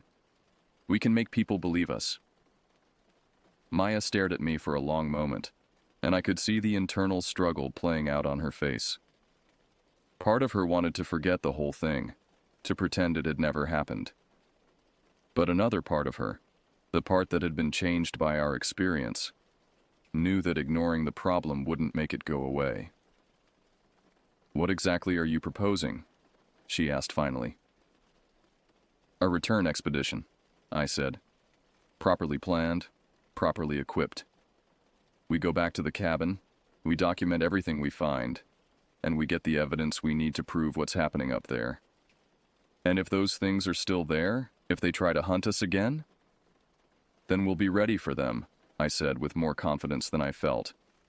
We'll have weapons, communications equipment, multiple escape routes. We won't be caught off guard again. Zoe had been quiet throughout our conversation, but now she spoke up. I've been doing more research, she said, about the history of those woods, about other disappearances. What kind of disappearances? I asked.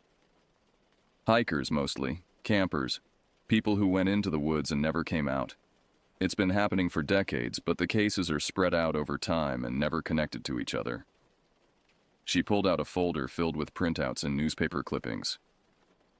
Look at this, she said, spreading the papers across the kitchen table. 1987. 2 college students go missing during a camping trip. 1993. A family of 4 vanishes while hiking. 2001. A wildlife photographer doesn't return from a solo expedition. 2009. A group of hunters disappears without a trace. I studied the documents, looking for patterns. They all went missing in the same general area, I observed, within a few miles of Porter's Hill. Exactly, Zoe said. And in every case, the search and rescue teams found no trace of the missing people. No bodies, no equipment, no signs of struggle. It's like they just vanished into thin air. Or were taken by something that knew how to clean up after itself, I said grimly. Maya was reading over the newspaper clippings, her face growing paler with each article. All these people, she whispered. All these families. 23 people over the past 40 years, Zoe said, that we know of. There could be more cases that weren't reported or weren't connected to the woods. We have to do something, Maya said, and I could see that the evidence had convinced her. We can't let this continue. So you'll come with us? I asked. She nodded slowly. I'll come. But we do this right. We plan everything, we bring backup, and we have multiple exit strategies. I'm not going through that again. Over the next 2 weeks, we planned our return expedition with military precision. We studied topographical maps of the area, identified multiple routes to and from the cabin, and established rendezvous points in case we got separated. We purchased camping gear, first aid supplies, and emergency communication equipment. The question of weapons was more complicated. None of us had experience with firearms, and we weren't sure what we'd be facing. In the end, we settled on pepper spray, tasers, and a flare gun that could serve as both a weapon and a signal device. Remember, I said as we prepared to leave, we're not going there to fight. We're going there to observe, document, and get out. If we encounter anything hostile, we retreat immediately. What if retreat isn't an option? Maya asked. Then we use whatever means necessary to survive, I said. But let's hope it doesn't come to that. We told our parents we were going camping at a state park about 50 miles away. It was a lie, but a necessary one. They would never have let us go if they knew the truth, and we couldn't risk them trying to stop us. The hike to Porter's Hill felt different this time. We were more alert, more cautious, constantly scanning the trees for any sign of danger. The woods seemed quieter than usual, as if the normal sounds of wildlife had been muted by some unseen presence. Are you getting that smell again? Zoe asked as we climbed the hill toward the cabin. I sniffed the air and immediately regretted it. The sickly sweet odor was there, faint but unmistakable. It was the same smell we'd encountered months ago, the scent of artificial sweetness mixed with decay. It's getting stronger, Maya observed, her voice tight with tension. We reached the clearing where the cabin sat, and immediately I knew something was wrong. The building looked exactly as it had during our first visit, well-maintained, recently cleaned, with that unnaturally perfect appearance that had seemed so suspicious. The police said it was abandoned, I said quietly. Covered in dust, boarded up. Well, it's not abandoned now, Zoe replied, pointing to the windows. Look, there are lights on inside. She was right. A warm yellow glow was visible through the cabin's windows, as if someone had lit oil lamps or candles. The front door was slightly ajar, just as it had been during our first visit. They're expecting us, Maya whispered, just like before. I pulled out my digital camera and started taking pictures, documenting everything we could see. The cabin's exterior, the clearing, the positioning of the building relative to the surrounding trees. Whatever happened next, we would have evidence. Hello? I called toward the cabin, my voice echoing across the clearing. "We're here to talk. We're not here to cause trouble." The response was immediate. The sound of movement from inside the cabin, followed by that familiar wet scraping noise we'd heard before. Then, from the darkened windows of the upper floor, we heard the breathing. Slow, deliberate, and unmistakably non-human. "They're here," Maya said, her voice barely audible. "They're waiting for us." As if in response to her words, shapes began to emerge from the forest around the clearing. Large, indistinct forms that moved with predatory grace, positioning themselves between us and the various escape routes we'd identified. We were surrounded again, but this time we were ready. "Document everything," I said, continuing to take pictures. "Whatever happens, we need evidence." The shapes in the forest were getting closer, and I could see details now that made my blood run cold. They were humanoid in general shape, but wrong in every specific detail. Too tall, too thin, moving in ways that suggested joints in places where joints shouldn't be. Their skin was pale, almost translucent, and their eyes reflected the afternoon sunlight like mirrors. "Oh God," Zoe whispered, filming with her video camera. "What are they?" Before I could answer, the door of the cabin swung open completely, and something emerged that defied every rational explanation I could think of. It was vaguely human in shape, but stretched and distorted like a reflection in a funhouse mirror. Its limbs were too long, its fingers ended in what looked like claws, and its face was a nightmare of angles and shadows that my mind couldn't quite process. "Run," I said, but my voice came out as a whisper. The thing from the cabin took a step toward us, and I finally understood what we were facing. These weren't animals, or disturbed humans, or anything that belonged to the natural world.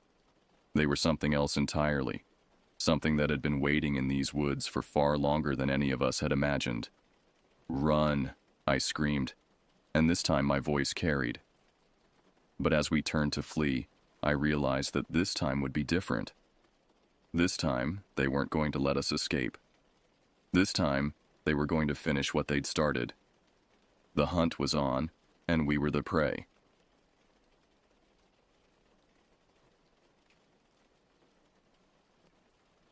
The crisp autumn air nipped at my face as I zipped up my jacket, standing at the edge of the dense forest that bordered the small town of Millbrook. It was early October, and the leaves were just beginning to turn, painting the landscape in a tapestry of reds, oranges, and yellows. I couldn't help but feel a sense of nostalgia wash over me as I gazed into the woods, remembering countless camping trips from my younger days. "Hey, Alex, you gonna stand there all day, or are we heading out?" called a voice from behind me. I turned to see my best friend, Ethan, grinning as he hoisted his backpack onto his shoulders. Yeah, I'm coming," I replied, shaking off the memories and grabbing my own pack. Just taking in the view. Our group of 5 had been planning this camping trip for months. It was meant to be our last hurrah before we all went our separate ways after graduation. Ethan and I had been friends since elementary school, and we'd met the others, Mia, Lucas, and Olivia, in high school. We'd been through thick and thin together, and this trip felt like the perfect way to cap off our friendship before we headed off to different colleges. As we set off into the woods, following a barely visible trail, I couldn't shake the feeling that something was different about this trip. Maybe it was the unusually warm weather for October, or the eerie quiet that seemed to blanket the forest. Whatever it was, I pushed the thought to the back of my mind and focused on the adventure ahead. Our destination was a secluded spot deep in the Millbrook State Forest, a vast expanse of wilderness that stretched for miles in every direction. We discovered it on a previous trip and had fallen in love with its pristine beauty and isolation. It was a good 6-hour hike from the nearest road, which meant we'd have the place all to ourselves. As we walked, conversation flowed freely among us. Mia, always the planner, was going over our supplies list for the 100th time. "Okay, so we've got enough food for a week, first aid kit, water purification tablets," she muttered, more to herself than anyone else. "Mia, relax," Lucas chimed in. his easygoing nature a stark contrast to Mia's meticulousness. "We've got everything we need. This isn't our first rodeo, remember?" Olivia, who had been quiet for most of the hike, suddenly spoke up. "Did you guys hear about those hikers that went missing in these woods last month?" A hush fell over the group. I'd heard rumors, but I'd dismissed them as local gossip. "That was way on the other side of the forest," Ethan said, breaking the silence. "Probably just got lost and wandered out somewhere else. It happens." We continued on, but Olivia's words had cast a subtle pall over our spirits. The forest seemed to grow denser, the shadows deeper. I found myself scanning the trees more often, though for what, I couldn't say. As the day wore on, the terrain became more challenging. We climbed steep hills, crossed babbling streams, and navigated through thick underbrush. By late afternoon, we were all feeling the fatigue of the long hike. "How much further?" Mia asked, her earlier enthusiasm waning. I consulted the map and my GPS. "We should be there in about an hour, assuming we're where I think we are." That last part gave me pause. The truth was, I wasn't entirely sure of our location. The forest looked different somehow. The landmarks not quite matching up with my memory. But I didn't want to worry the others, so I put on a confident face and pressed on. The sun was setting by the time we finally reached our campsite. It was a small clearing nestled between two hills, with a clear stream running nearby. We set about making camp, falling into our usual roles with practiced ease. Ethan and Lucas gathered firewood, Mia and Olivia set up the tents, and I got to work on starting the fire. As night fell, we sat around the crackling flames, roasting marshmallows and sharing stories. The earlier unease had dissipated, replaced by the comfortable camaraderie we'd always shared. Yet as I gazed into the darkness beyond our little circle of light, I couldn't shake the feeling that we were being watched. "Did you guys hear that?" Olivia suddenly asked, her voice barely above a whisper. We all fell silent, straining our ears. For a moment, all I could hear was the pop and hiss of the fire. Then, faintly, I caught it, a rustling in the underbrush too deliberate to be the wind. "Probably just a deer," Lucas said, but he didn't sound convinced. "I'm going to check it out," I said, standing up and grabbing my flashlight. "Alex, wait," Mia said, grabbing my arm. "Maybe we should all go together." I nodded, and we all got up, flashlights in hand. We moved cautiously towards the edge of the clearing, our beams of light cutting through the darkness. The rustling had stopped, but the silence that replaced it was somehow more unnerving. Suddenly, a twig snapped loudly to our right. We all whirled towards the sound, hearts pounding. In the combined glare of our flashlights, I caught a glimpse of something large moving through the trees. It was too big to be a deer, and it moved with an unnatural, loping gait. "What the hell was that?" Ethan whispered, his voice tight with fear. Before anyone could answer, an ear-splitting howl tore through the night. It was unlike anything I'd ever heard before. Not quite animal, not quite human. We stumbled backwards, nearly tripping over each other in our haste to get back to the campfire. "We need to get out of here," Olivia said, her face pale in the firelight. "It's pitch black out there," I countered, trying to keep my voice steady. "We'd never find our way back in the dark. We're safer here by the fire." No one seemed happy with this decision, but they knew I was right. We huddled closer together, our eyes scanning the darkness beyond the firelight. Sleep was out of the question now.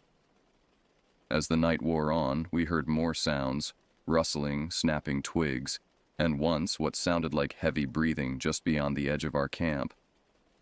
But whatever was out there never showed itself. When dawn finally broke, we were exhausted and on edge. The forest, which had seemed so inviting yesterday, now felt oppressive and threatening. "We need to leave," Mia said, and no one argued.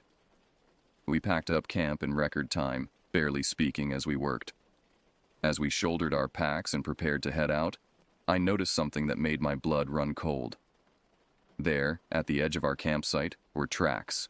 Huge, misshapen prints that looked almost, but not quite, human. "Guys," I called out, my voice shaking. "You need to see this." They gathered around, staring at the tracks in stunned silence. What could have made those?" Olivia asked, her voice barely above a whisper. No one had an answer. We exchanged worried glances, the unspoken question hanging in the air. Do we follow the tracks or run in the opposite direction? After a brief discussion, we decided to head back the way we came. Whatever had made those tracks, we didn't want to run into it. We set off at a brisk pace, all thoughts of enjoying the scenery forgotten in our haste to get back to civilization. But as we hiked, it became increasingly clear that something was wrong. The landmarks weren't matching up with our map, and even the GPS seemed confused, showing us in a completely different part of the forest than where we should have been. "We're lost," Lucas finally said, voicing what we'd all been thinking. The realization hit us like a physical blow. We were lost in a vast forest with limited supplies and something unknown stalking us. Panic began to set in. "Okay, let's not freak out," I said, trying to project a calm I didn't feel. "We need to find high ground, see if we can spot any landmarks." We changed course, heading for a hill we could see in the distance. The climb was steep and arduous, made worse by our fatigue and fear. By the time we reached the top, we were all breathing heavily. The view from the hilltop was breathtaking, but it did little to lift our spirits. Forest stretched as far as the eye could see in every direction, with no sign of roads or buildings. We were well and truly lost. As we stood there trying to figure out our next move, a distant sound caught our attention. It was faint, but unmistakable. The rhythmic thump of helicopter blades. "Over here!" Ethan yelled, waving his arms frantically. "We're over here!" We all joined in, shouting and waving, hoping against hope that whoever was in the helicopter would see us. For a heart-stopping moment, it seemed like they would pass us by. Then, miraculously, the helicopter changed course, heading straight for our hilltop. As it drew closer, I could make out the words, "Search and Rescue," painted on its side. Relief washed over me. We were saved. The helicopter landed in a small clearing nearby, and two men in bright orange jumpsuits jumped out. They ran towards us, concern etched on their faces. "Are you the group from Millbrook?" One of them shouted over the noise of the rotors. We nodded, too overwhelmed to speak. "Thank God," the man said. "We've been looking for you for 2 days. Your parents reported you missing when you didn't come back on schedule." As they led us to the helicopter, bombarding us with questions about our health and what had happened, I couldn't shake the feeling that we were leaving something unfinished. The mystery of what we'd encountered in the woods would haunt me for years to come. The flight back to Millbrook was a blur. We were checked over by paramedics, debriefed by local authorities, and finally reunited with our frantic parents. The official report chalked our experience up to getting lost and letting our imaginations run wild. But we knew the truth. Something was out there in those woods, something that defied explanation. In the years that followed, our group drifted apart, as we'd always known we would. College, careers, and life took us in different directions. But we remained bonded by the memory of that camping trip and the terror we'd shared. I never went camping again after that. The thought of being in the woods at night filled me with a primal fear I couldn't shake. But sometimes, on quiet nights when the wind whispers through the trees, I find myself thinking about what's out there in the darkness, just beyond the reach of our understanding. And I wonder if someday it might find its way out of the woods and into our world. The days following our rescue were a whirlwind of activity.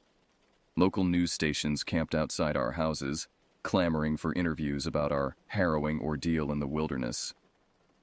We stuck to the official story, that we had simply gotten lost, but exchanged knowing glances whenever the subject of strange noises or tracks came up.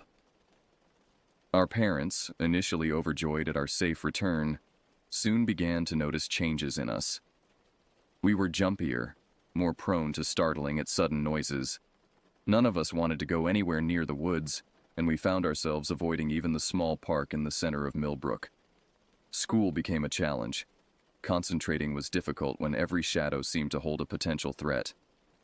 Our teachers were understanding at first, but as weeks turned into months, their patience began to wear thin. It was Mia who first suggested we meet to talk about what had really happened. 6 months after the camping trip, we gathered in her basement, away from prying eyes and ears. "We need to talk about it," she said, her usually confident voice tinged with uncertainty. "About what we really saw out there." For a moment, no one spoke. Then, like a dam bursting, we all started talking at once.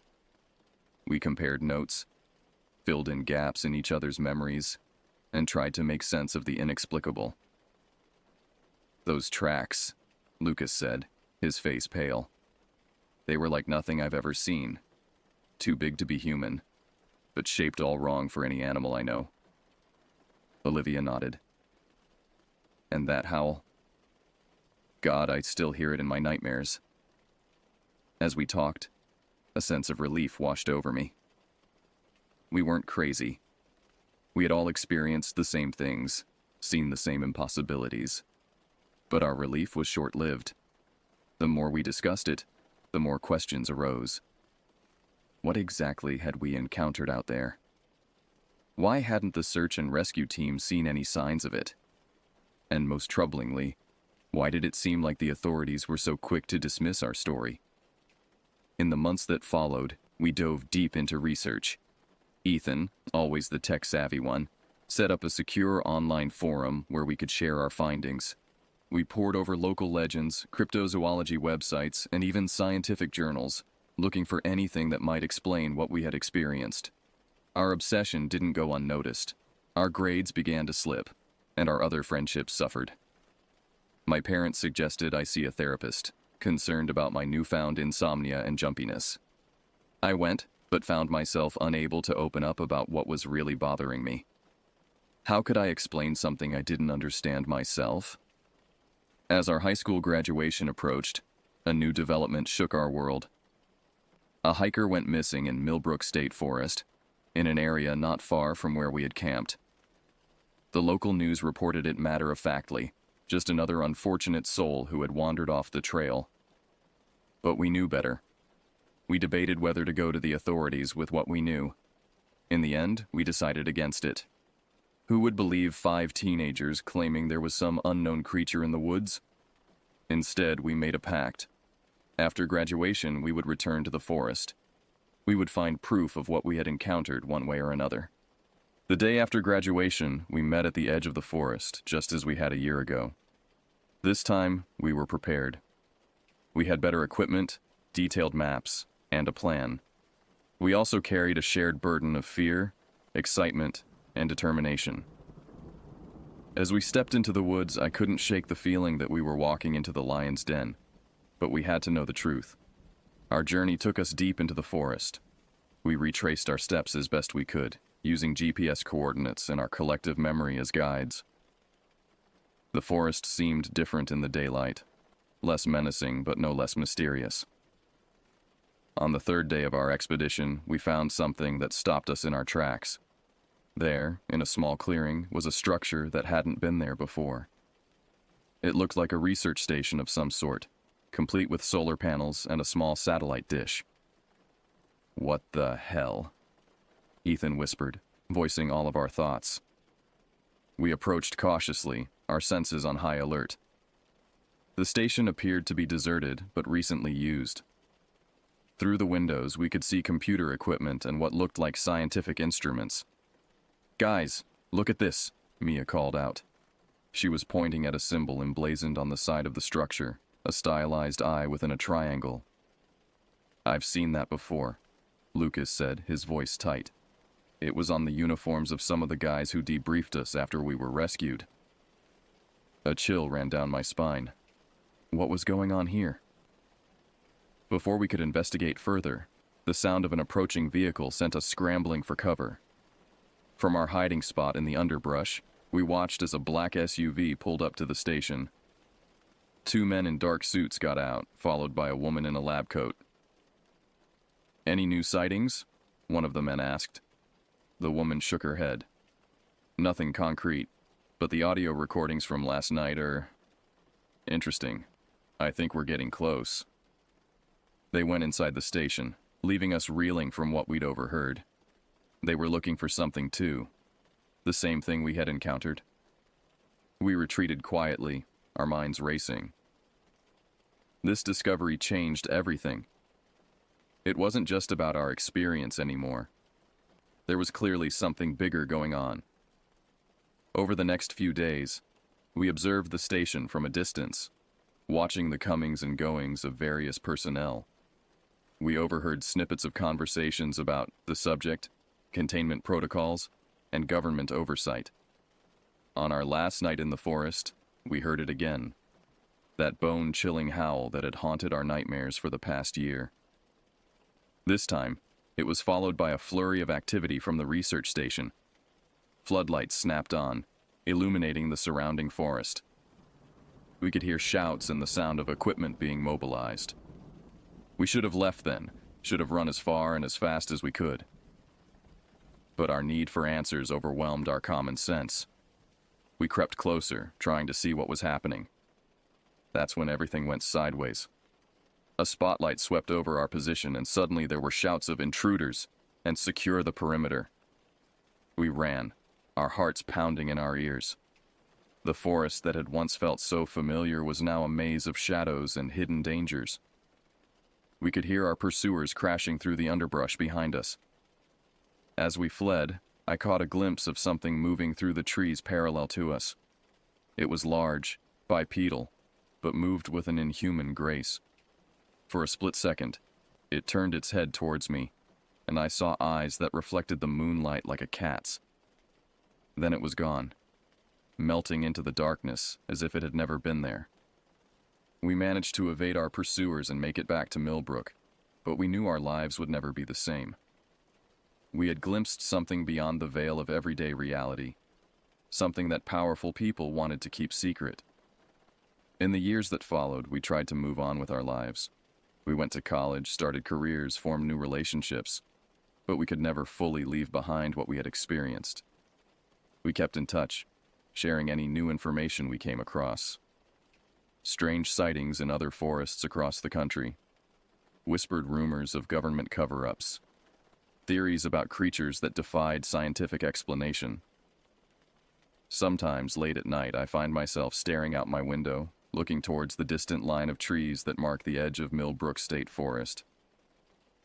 I wonder about what's out there, about the truths that lie hidden in the shadows. And I know that someday, somehow, I'll find my way back to those woods, because some mysteries demand to be solved, no matter the cost.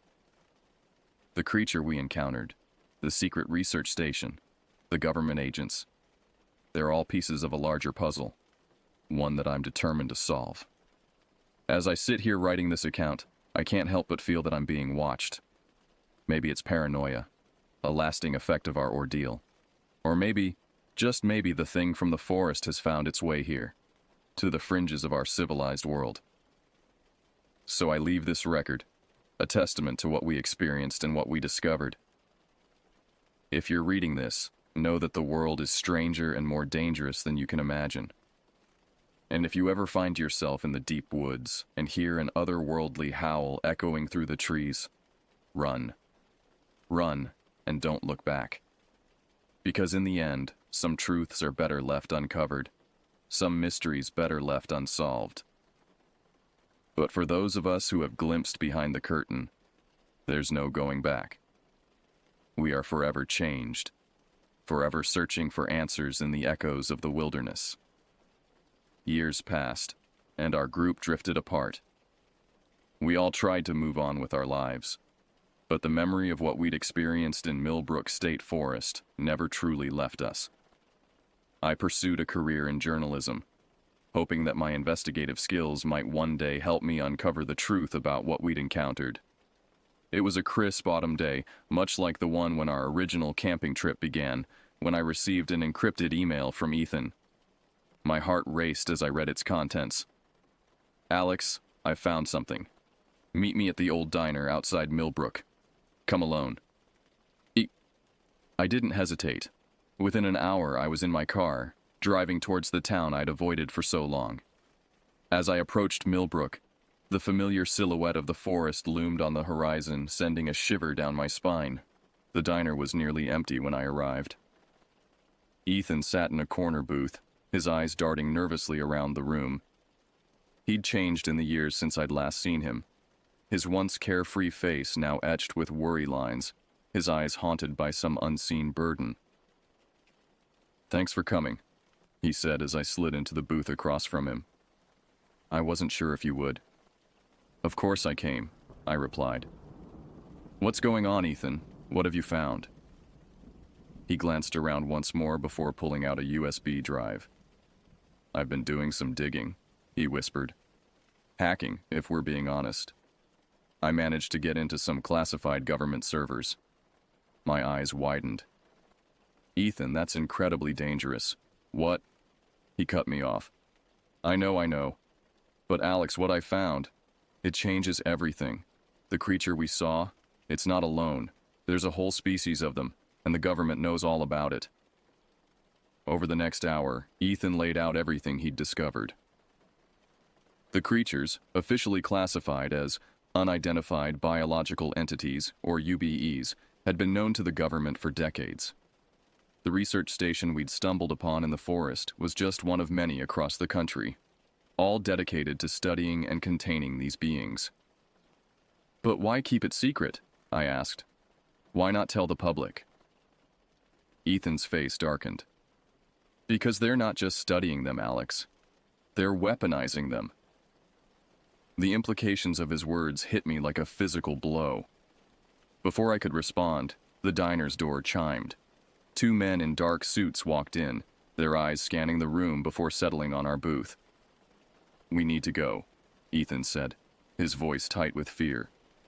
"Now." We slipped out the back door just as the men reached our table. Ethan's car was parked nearby, and we jumped in, tires squealing as we peeled out of the parking lot. "Where are we going?" I asked as Ethan sped down the highway, constantly checking the rearview mirror. "Back to where it all began," he replied grimly. "The forest. There's someone there who can help us. Someone on the inside who wants to blow this whole thing wide open." As we drove towards Millbrook State Forest, I couldn't help but feel that we were racing towards a confrontation that had been years in the making. Whatever answers awaited us in those woods, I knew our lives would never be the same again. The sun was setting as we reached the forest's edge, casting long shadows across the road. Ethan pulled off onto a barely visible dirt track, the car bumping and jostling as we made our way deeper into the woods. After about 20 minutes, we came to a small clearing. A figure stood waiting for us, face obscured by the fading light. "Dr. Eleanor Reeves," the figure introduced herself as we approached. "I'm the lead researcher at the Millbrook facility, and I'm here to tell you everything." Over the next few hours, Dr. Reeves revealed a truth more staggering than anything we could have imagined. The UBEs weren't just a recent discovery. They were an ancient species that had lived alongside humans for millennia, staying hidden in the world's most remote places. "They're intelligent," she explained, "possibly more so than us. They have their own language, their own culture, and they're not hostile. At least they weren't until we started hunting them. The government's interest," she told us, "wasn't just about weaponization, it was about control. The UBEs possessed abilities that defied our understanding of physics, abilities that, if harnessed, could change the balance of global power." As we talked, strange noises echoed through the darkening forest around us. Snapping twigs, rustling leaves, and occasionally a low rumbling sound that made the hair on the back of my neck stand up. "They're here," Dr. Reeves said softly. "They've been watching us this whole time." Slowly, cautiously, shapes began to emerge from the shadows. Tall, bipedal creatures with silvery fur and those haunting, reflective eyes. I recognized one immediately. It was the same being I'd seen all those years ago on our first camping trip. What happened next was both terrifying and awe-inspiring. The creatures approached, and Dr. Reeves began to communicate with them using a series of clicks, whistles, and gestures. To our amazement, they responded in kind. "They want to talk to you," Dr. Reeves said, turning to us. "They remember you from before. They say you were the first humans in generations to see them and not respond with fear or aggression." As Ethan and I stood there, rooted to the spot in equal parts fear and wonder, one of the creatures stepped forward. It extended a long, clawed hand towards us, palm up, a gesture of peace. In that moment, I understood that we stood on the precipice of something monumental. This wasn't just about uncovering a government conspiracy or solving a personal mystery. This was about bridging the gap between two intelligent species, about rewriting our understanding of our place in the world. But even as I reached out to accept the creature's gesture, a new sound cut through the night, the whir of helicopter blades and the harsh glare of searchlights cutting through the canopy. "They found us," Dr. Reeves said, her voice tinged with panic. "We need to move now." As chaos erupted around us with UBEs melting back into the shadows and the sound of vehicles crashing through the underbrush, I knew that our journey was far from over. In fact, it was just beginning. We had stumbled upon a truth larger than ourselves, a secret that could reshape the world as we knew it. And now, running through the dark forest with creatures of legend by our side and government agents on our heels, I realized that the real adventure and the real danger was just beginning. The story of what happened next, of our desperate flight through the forest, of the alliances we forged with the UBEs, of our efforts to expose the truth to the world. Well, that's a tale for another time. But know this: the world is vaster, stranger, and more wondrous than most people ever realize. And sometimes, the greatest discoveries come not from looking to the stars, but from peering into the shadows of our own forgotten wilderness. The forest was alive with chaos. Searchlights cut through the canopy, casting eerie shadows that danced across the ground. The thunderous sound of helicopter rotors mixed with shouts and the crashing of vehicles through the underbrush. "This way," Dr. Reeves shouted, gesturing towards a dense thicket. Ethan and I followed her, our hearts pounding. The UBEs moved alongside us, their movements fluid and silent despite their size. It was surreal, running for our lives alongside creatures that, until recently, I had thought were mere legends. We burst through the thicket into a small clearing. In the center stood what looked like an ancient, gnarled tree. But as we approached, I realized it was something else entirely. "A hidden entrance," Dr. Reeves explained hurriedly, pressing her hand against the bark. A section of the trunk slid away, revealing a dark passage. The UBEs have been using these for centuries. It's how they've stayed hidden for so long. We didn't have time to marvel at the ingenuity. The sounds of our pursuers were growing closer. We rushed into the passage, the UBEs following close behind. The last one in touched something on the inside of the trunk, and the entrance sealed seamlessly behind us. The tunnel was pitch black for a moment before bioluminescent fungi on the walls began to glow, bathing everything in an ethereal blue light. We moved quickly through the winding passages, the UBEs guiding us with gentle touches and soft vocalizations. After what felt like hours of walking, but was probably only about 30 minutes, we emerged into a vast underground cavern. My jaw dropped at the sight before us. It was an entire city, hidden beneath the forest.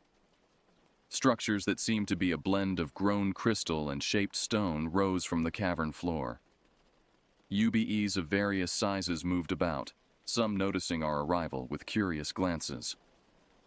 "Welcome," Dr. Reeves said, her voice filled with awe, "to Lumina, one of the last great cities of the UBEs." As we stood there, trying to process the magnitude of what we were seeing, a group of UBEs approached us. They were adorned with intricate patterns painted on their fur, and they carried themselves with an air of authority. Dr. Reeves stepped forward and began to communicate with them in that strange language of clicks and whistles. After a few moments, she turned back to us. "The Council of Elders wants to speak with us," she said. "They say it's time for humans to know the truth. All of it." We were led to a circular chamber, illuminated by softly glowing crystals. The council, consisting of 7 elder UBEs, waited for us. As we sat before them, I couldn't help but feel like we were at a turning point in human history. Over the next several hours, through Dr. Reeves's translation, the council revealed a history that rewrote everything we thought we knew about our world. The UBEs, we learned, were not just ancient. They predated humans by millions of years. They had once lived openly on the surface, building advanced civilizations long before our ancestors had mastered fire. But a cataclysmic event, an impact from a massive asteroid, had forced them underground. As humans evolved and spread across the globe, the UBEs retreated further into the shadows, watching our progress with a mixture of fascination and concern. They had influenced our development in subtle ways over the millennia, becoming the basis for legends of forest spirits, yetis, and other cryptids in various cultures. But now, one of the elders said through Dr. Reeves, we face a common threat. The very planet we share is in peril, and we can no longer remain hidden. They spoke of climate change, of the destruction of natural habitats, and of the dangerous path humanity was on. The UBEs possess knowledge and technology that could help address these global challenges, but they needed humanity's cooperation. This is why we allowed ourselves to be glimpsed more frequently in recent years, another elder explained. We hope to gradually reintroduce ourselves to humanity. But some in your government saw us as a threat, or worse, as a resource to be exploited. As the council spoke, I thought back to our original camping trip, to the fear and wonder we had felt. I realize now that what we had experienced was just the tip of an iceberg, a small glimpse into a world far more complex and magical than we had ever imagined. But our revelations were cut short by a distant rumbling. The cavern shook slightly, dust falling from the ceiling. "They've found the city," Dr. Reeves said, her face pale. "We're out of time." The council stood, their expressions grave. "We must evacuate," one of them said. "But first, we have a choice to offer you." They turned to Ethan and me. "You can return to the surface, pretend you never saw any of this. We will ensure your safety and anonymity. Or you can stay with us, help us bridge the gap between our peoples, and work to save this planet we all call home. But know that if you choose to stay, your old lives will be over. There will be no going back." Ethan and I looked at each other. In that moment, I saw in his eyes the same mix of fear and excitement that I felt. We had started this journey together all those years ago, driven by a need to understand what we had seen in the forest. Now we stood on the brink of a discovery bigger than anything we could have imagined. Another tremor shook the cavern, more violent this time. Alarms began to sound throughout the underground city. We were out of time. "We'll stay," I said, surprising myself with the steadiness of my voice. Ethan nodded in agreement. "Then let's go," Dr. Reeves said. "We have a lot of work to do." As we rushed through the evacuating city, following the council to a hidden hangar where sleek, organic-looking vehicles waited, I couldn't help but feel a mix of terror and exhilaration. We were leaving behind everything we had ever known, diving headfirst into a world of mysteries and wonders. But we were also embarking on the most important mission of our lives, to bridge the gap between two intelligent species, to protect the secrets of the UBEs, and to find a way to save our planet. As we boarded one of the vehicles, I caught a last glimpse of the underground city of Lumina. I knew that whatever happened next, our lives, and potentially the course of human history, would never be the same. The vehicle hummed to life, its controls responding to the thoughts of the UBE pilot. As we shot through a tunnel and emerged into the night sky, leaving behind the pursuing government forces, I realized that our story, the real story, was just beginning. What lay ahead was uncertain, filled with danger and the unknown. But as I looked at Ethan, Dr. Reeves, and our new UBE allies, I knew that together, we stood a chance of making a difference.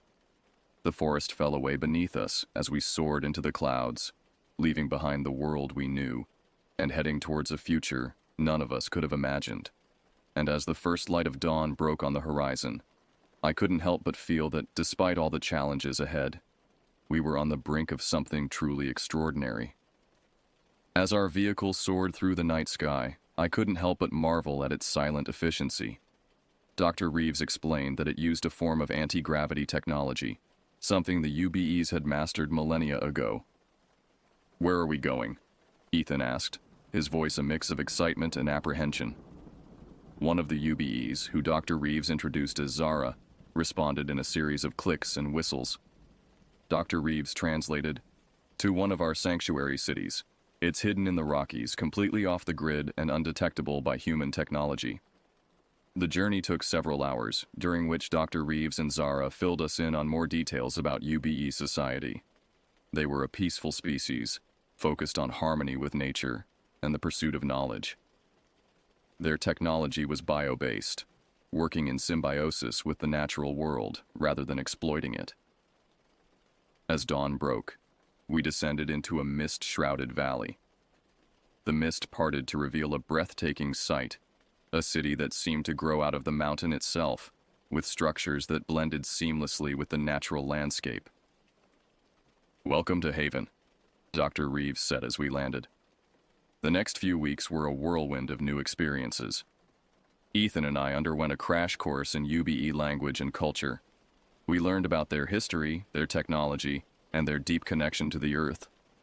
It was overwhelming at times, but also incredibly exciting. However, reality soon intruded on our wonder. News from the human world filtered in through Dr. Reeves's contacts. The government was in an uproar over our disappearance and the alien incursion.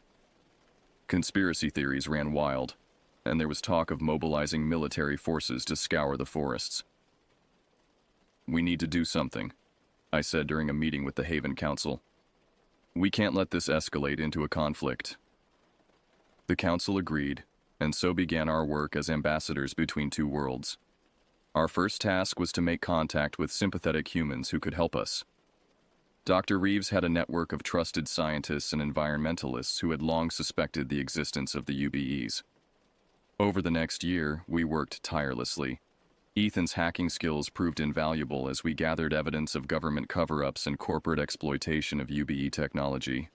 I put my journalism background to use, crafting a narrative that we hoped would help humans understand and accept the UBEs. It wasn't easy. There were close calls and setbacks. Once, a team of special forces nearly discovered Haven. Another time, a trusted ally turned out to be a double agent. But slowly, surely, we made progress. 2 years after our arrival in Haven, we were ready to take our biggest risk yet: a public revelation. We chose to do it through a live global internet broadcast using UBE technology to bypass any attempts at censorship. I'll never forget that day. Sitting in front of the camera, with Zara beside me and Ethan manning the technical side, I felt the weight of two civilizations on my shoulders. "People of Earth," I began, "what I'm about to tell you will change everything you thought you knew about our world." The broadcast lasted for hours. We presented evidence, shared UBE history, and even had Zara demonstrate some of their technology. By the end, the internet was exploding with reaction, and governments around the world were scrambling to respond. The aftermath was chaotic. There were denials, accusations of hoaxes, and calls for military action. But there were also millions of people who believed us, who were excited about the possibilities this new relationship could bring. In the years that followed, the world changed dramatically. The revelation of the UBEs and their advanced eco-friendly technology accelerated efforts to combat climate change. Some nations embraced the opportunity for cooperation, while others remained hostile. Ethan and I found ourselves at the center of it all, constantly traveling between Haven and human cities, mediating disputes and facilitating cooperation. It was exhausting, often dangerous work, but incredibly rewarding. 5 years after our broadcast, the United Nations officially recognized the UBE Nation, and the first public human UBE scientific conference was held. It was at this conference that Dr. Reeves and a team of human and UBE scientists unveiled a revolutionary new clean energy technology that promised to end dependence on fossil fuels. But not everyone was happy with these changes. A coalition of oil companies and nationalist governments, seeing their power threatened, launched a coordinated attack on known UBE sites. It was the moment we had always feared, the start of an interspecies war. The conflict was brief but brutal.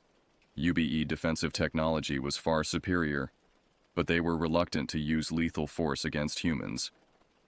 In the end, it was human allies who turned the tide, with millions taking to the streets to demand peace and cooperation. In the aftermath of the conflict, a new global order began to emerge. The UBEs slowly began to reintegrate into surface life, sharing their knowledge and technology to help restore damaged ecosystems. Human society underwent a dramatic shift, moving away from materialism and exploitation towards a more balanced, sustainable way of life. It wasn't a perfect transition. There were still those who feared or hated the UBEs, and integrating two such different species was an ongoing challenge. But year by year, things improved. 10 years after our original camping trip, Ethan and I stood on a hilltop overlooking a new city, one built together by humans and UBEs. It was a beautiful blend of human and UBE architecture, surrounded by thriving forests and clean energy facilities. "Did you ever imagine it would turn out like this?" Ethan asked, a smile on his face. I shook my head. Never in my wildest dreams, but I'm glad it did. As we stood there, I reflected on our journey. We had uncovered a mystery, faced dangers beyond imagining, and helped change the course of human history. But more than that, we had discovered a new family, not just with each other and the UBEs, but with everyone working towards a better future for our shared planet. The sun was setting, painting the sky in brilliant oranges and purples. In the distance, I could see the glittering lights of the city coming on, a beacon of hope in the gathering dusk. A group of human and UBE children played together in a nearby park, their laughter carrying on the evening breeze. "You know," I said to Ethan, "I think this is just the beginning. Who knows what we'll discover next?" Ethan nodded, his eyes bright with the same sense of wonder that had led us into the forest all those years ago. "Whatever it is, we'll face it together." As we made our way back to the city, I felt a deep sense of peace. The world wasn't perfect, and there would always be new challenges to face. But we had proven that with understanding, cooperation, and a little bit of courage, anything was possible.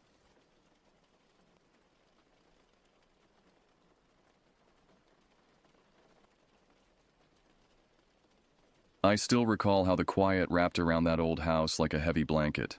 Back then, our little place on the Navajo reservation didn't have electricity, so the only light came from lanterns glowing in the living room. My two brothers and I were left alone that night, since our parents had headed to a chapter house meeting. It wasn't the first time they'd left us to watch over things, but something about that evening felt off. We'd gone through our usual routine, made a quick dinner from whatever we could rustle up. Growing up on the reservation taught me to appreciate the simplicity of our lives. We lived miles from the nearest town, surrounded by vast stretches of desert and mesa that seemed to extend forever under an endless sky. Our modest home stood as a lone sentinel against the elements, a small, weathered structure that had sheltered generations of my family through harsh winters and scorching summers. The isolation never bothered me before. In fact, I found comfort in the rhythm of our daily existence, the rituals of gathering water, tending to livestock, and maintaining our small garden plot. My brothers and I developed a deep connection to the land, learning its secrets through stories passed down by our grandparents who lived just down the road. Grandfather always emphasized the importance of respecting the natural world. "Everything has a spirit," he would say, his weathered hands gesturing toward the horizon. The mountains, the water, the wind. They all remember how you treat them. As children, we absorbed these teachings without question, incorporating them into our understanding of reality. But as we grew older, we began to recognize the complex relationship between these traditional beliefs and the modern world that existed beyond our isolated corner of the reservation. My older brother embraced the old ways completely, spending hours with grandfather learning prayers and rituals. My younger brother seemed torn, fascinated by stories of city life he heard at school. I fell somewhere in between, respecting our heritage while curiosity pulled me toward experiences beyond our secluded home. That tension between worlds created a unique vulnerability, especially on nights when our parents attended tribal meetings. The responsibilities of maintaining the household fell to us, creating a strange power dynamic that shifted with each sunset. As the middle child, I often found myself mediating between my brother's conflicting approaches to problems. The night everything changed began ordinarily enough. Mom and Dad packed a few belongings into their old pickup truck, promising to return by morning. "Keep the lanterns lit," Mom reminded us, adjusting her shawl against the cooling evening air. "And remember what grandfather taught you about protecting the home." Dad nodded in agreement. "Stay inside after dark. The reservation's been having trouble with trespassers lately." He didn't elaborate, but the grave look in his eyes conveyed more than words could express. We watched their taillights disappear down the dirt road, unaware that their absence would set in motion events that would forever alter our perception of reality. As darkness settled around our home, we completed our chores with practiced efficiency, falling into the comfortable routine that defined our evenings alone, then cleaned the few dishes by lamplight. My brothers joked around while I tried to relax, but I couldn't help peering at the windows. The desert night was always dark, yet that particular night felt like it was pressing against the walls. Once we finished our chores, we set the lanterns on the kitchen table and sat down. We had no television or internet, so we just chatted in low voices about the day.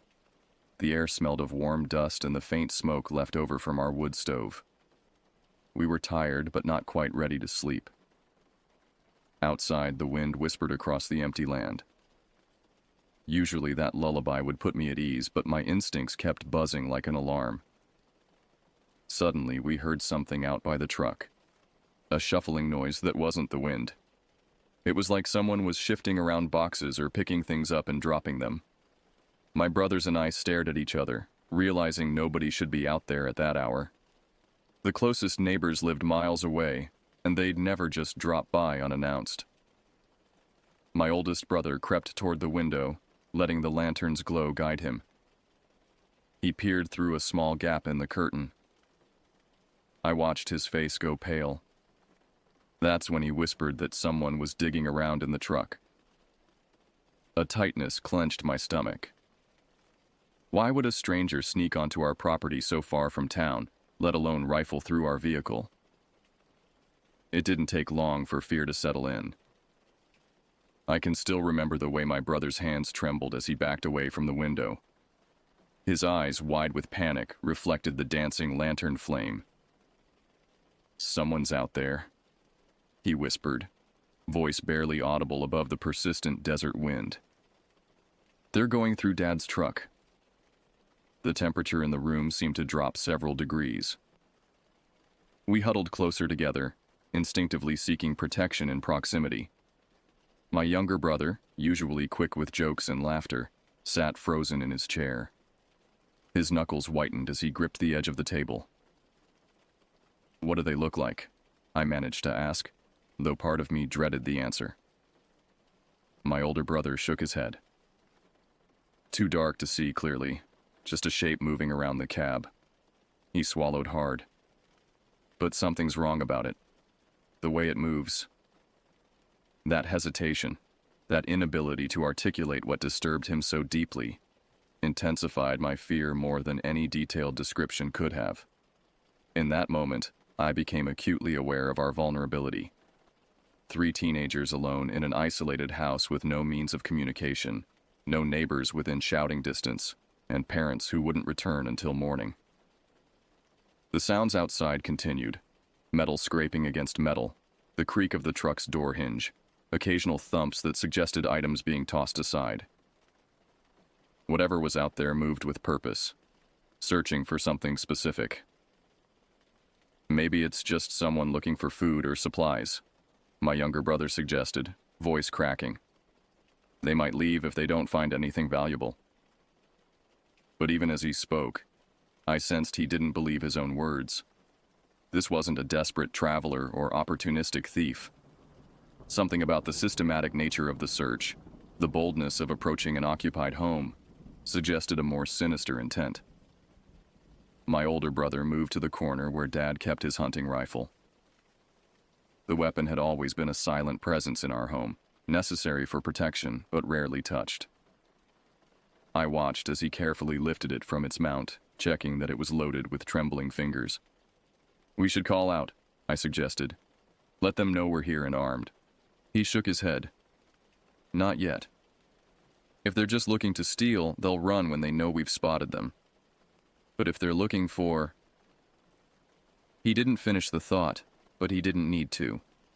We'd all heard stories of violence on the reservation, incidents that went unreported in mainstream news but traveled through community whispers.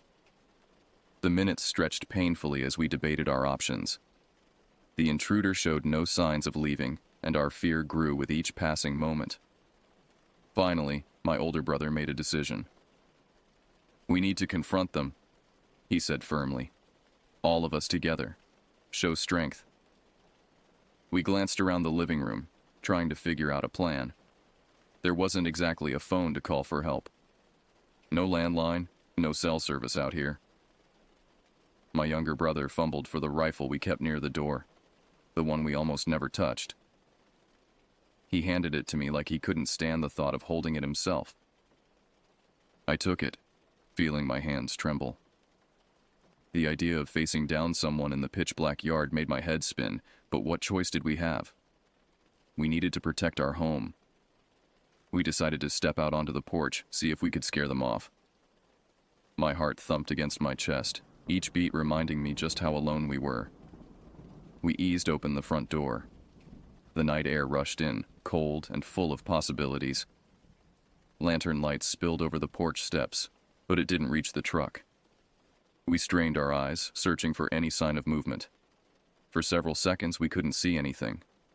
Just the vague outline of the vehicle and shadow stretching over the dirt yard. But there was that sound again, like metal scraping. Something was definitely out there, and it wasn't some friendly neighbor. I whispered to my brothers that we needed to stick together. The rifle felt heavier than it ever had, like it knew trouble was near. In the darkness, I thought I saw a shape move near the truck's open door. My pulse hammered. Part of me wanted to shout for whoever it was to leave. Another part worried that calling out might provoke them.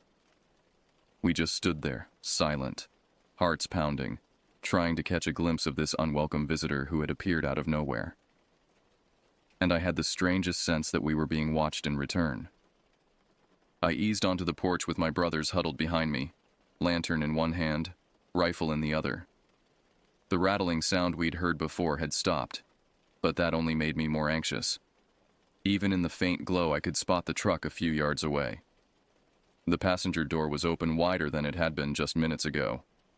Whoever was messing with it was clearly not done. My older brother whispered for the intruder to come out and explain themselves, voice shaking despite his effort to sound tough. Silence answered back, an unsettling quiet so deep it seemed the entire desert paused to listen. Then a shape rose by the truck's open door. It turned toward the house, slow and deliberate. My stomach tightened. The figure stood unnaturally still, a darker shadow against the night. Distance and darkness obscured details, but something about its proportions seemed wrong. Too tall, too thin, with angles that defied normal human anatomy. My mind struggled to process what my eyes were seeing. automatically trying to fit this anomaly into familiar categories. "Who's there?" my older brother called out, his voice stronger than before. "This is private property." The figure remained motionless for several heartbeats, then tilted its head at an impossible angle, as if considering us from a perspective that wasn't quite right. The gesture sent waves of revulsion through me, not because of what I could see, but because of what I could sense. An overwhelming feeling of wrongness emanated from the intruder, something that transcended ordinary fear. My younger brother pressed against my back, his breath coming in quick, shallow gasps. "Something's not right," he whispered, his words barely audible. "That doesn't look like a person." I wanted to dismiss his observation, to cling to rational explanations, but the evidence before us defied reason. Normal trespassers don't stand motionless, observing their victims. They don't move with such deliberate, unnatural precision. And they certainly don't emanate the sense of ancient malevolence that radiated from this entity. Something about the way it moved stole all sense of security. I raised the rifle, bracing it against my shoulder, and said that we weren't afraid. The shape didn't react beyond standing perfectly still for a moment. The lantern's light barely reached the edge of the yard, so I could only make out an outline. Tall, maybe hunched, definitely not normal. Its stillness unnerved me more than any lunge or sudden motion could have. My brother urged me to fire a warning shot just over its head, in hopes of scaring it off. I pulled the trigger and a dull click echoed in my ears. Nothing. I tried again. Still nothing. Every desperate pull only produced more clicks. The rifle felt dead in my hands. I remember panicking because we'd used that gun a few times in the past, and it never had problems. Yet at that moment, it behaved as if it had no intention of defending us. The figure took a step forward. The failure of the rifle sent a surge of terror through my body. This wasn't a mechanical malfunction. The weapon had been meticulously maintained, cleaned after every use, stored properly. Dad had taught us the importance of gun care from an early age. "Your life might depend on it someday," he'd warned, words that now echoed with prophetic clarity. The entity seemed to sense our growing fear. It took another step forward, its movement fluid yet somehow disjointed, as if its limbs connected differently than human anatomy would allow. The distance between us was shrinking, and our only means of defense had failed. "Get back inside," my older brother hissed, positioning himself between us and the approaching figure. "Lock the door and block it with furniture." But retreat felt impossible, my feet frozen to the wooden planks of the porch. Running seemed futile against something that had deliberately sought us out, that had traveled miles of desert darkness to find our isolated home, and a wave of rot wafted over the porch. It smelled like something decaying in the heat, so potent it made me want to gag. My brothers backed away, alarm plain on their faces. I held the rifle up again, refusing to drop it even though it seemed useless. It was the only thing keeping me from freezing with fear. Just then, a flicker of light glimmered down the road. Through the sparse trees, I could see a pair of headlights bouncing along the dirt path. The stench overwhelmed my senses, not just decay but something deeper and more primal. It carried notes of disturbed earth, stagnant water, and something unmistakably organic yet profoundly wrong. The odor triggered instinctive revulsion, a biological warning system screaming that we faced something unnatural. My younger brother retched, doubling over as he fought to control his nausea. Even my older brother, always the strongest among us, visibly recoiled. The putrid cloud seemed to have substance, wrapping around us like tendrils of fog. The approaching headlights cut through the darkness like divine intervention. Hope surged through me, not just for rescue but for witnesses, for confirmation that what we were experiencing was real and not some shared delusion born of isolation and fear. Relief and dread warred inside me. My grandparents were home, which was good.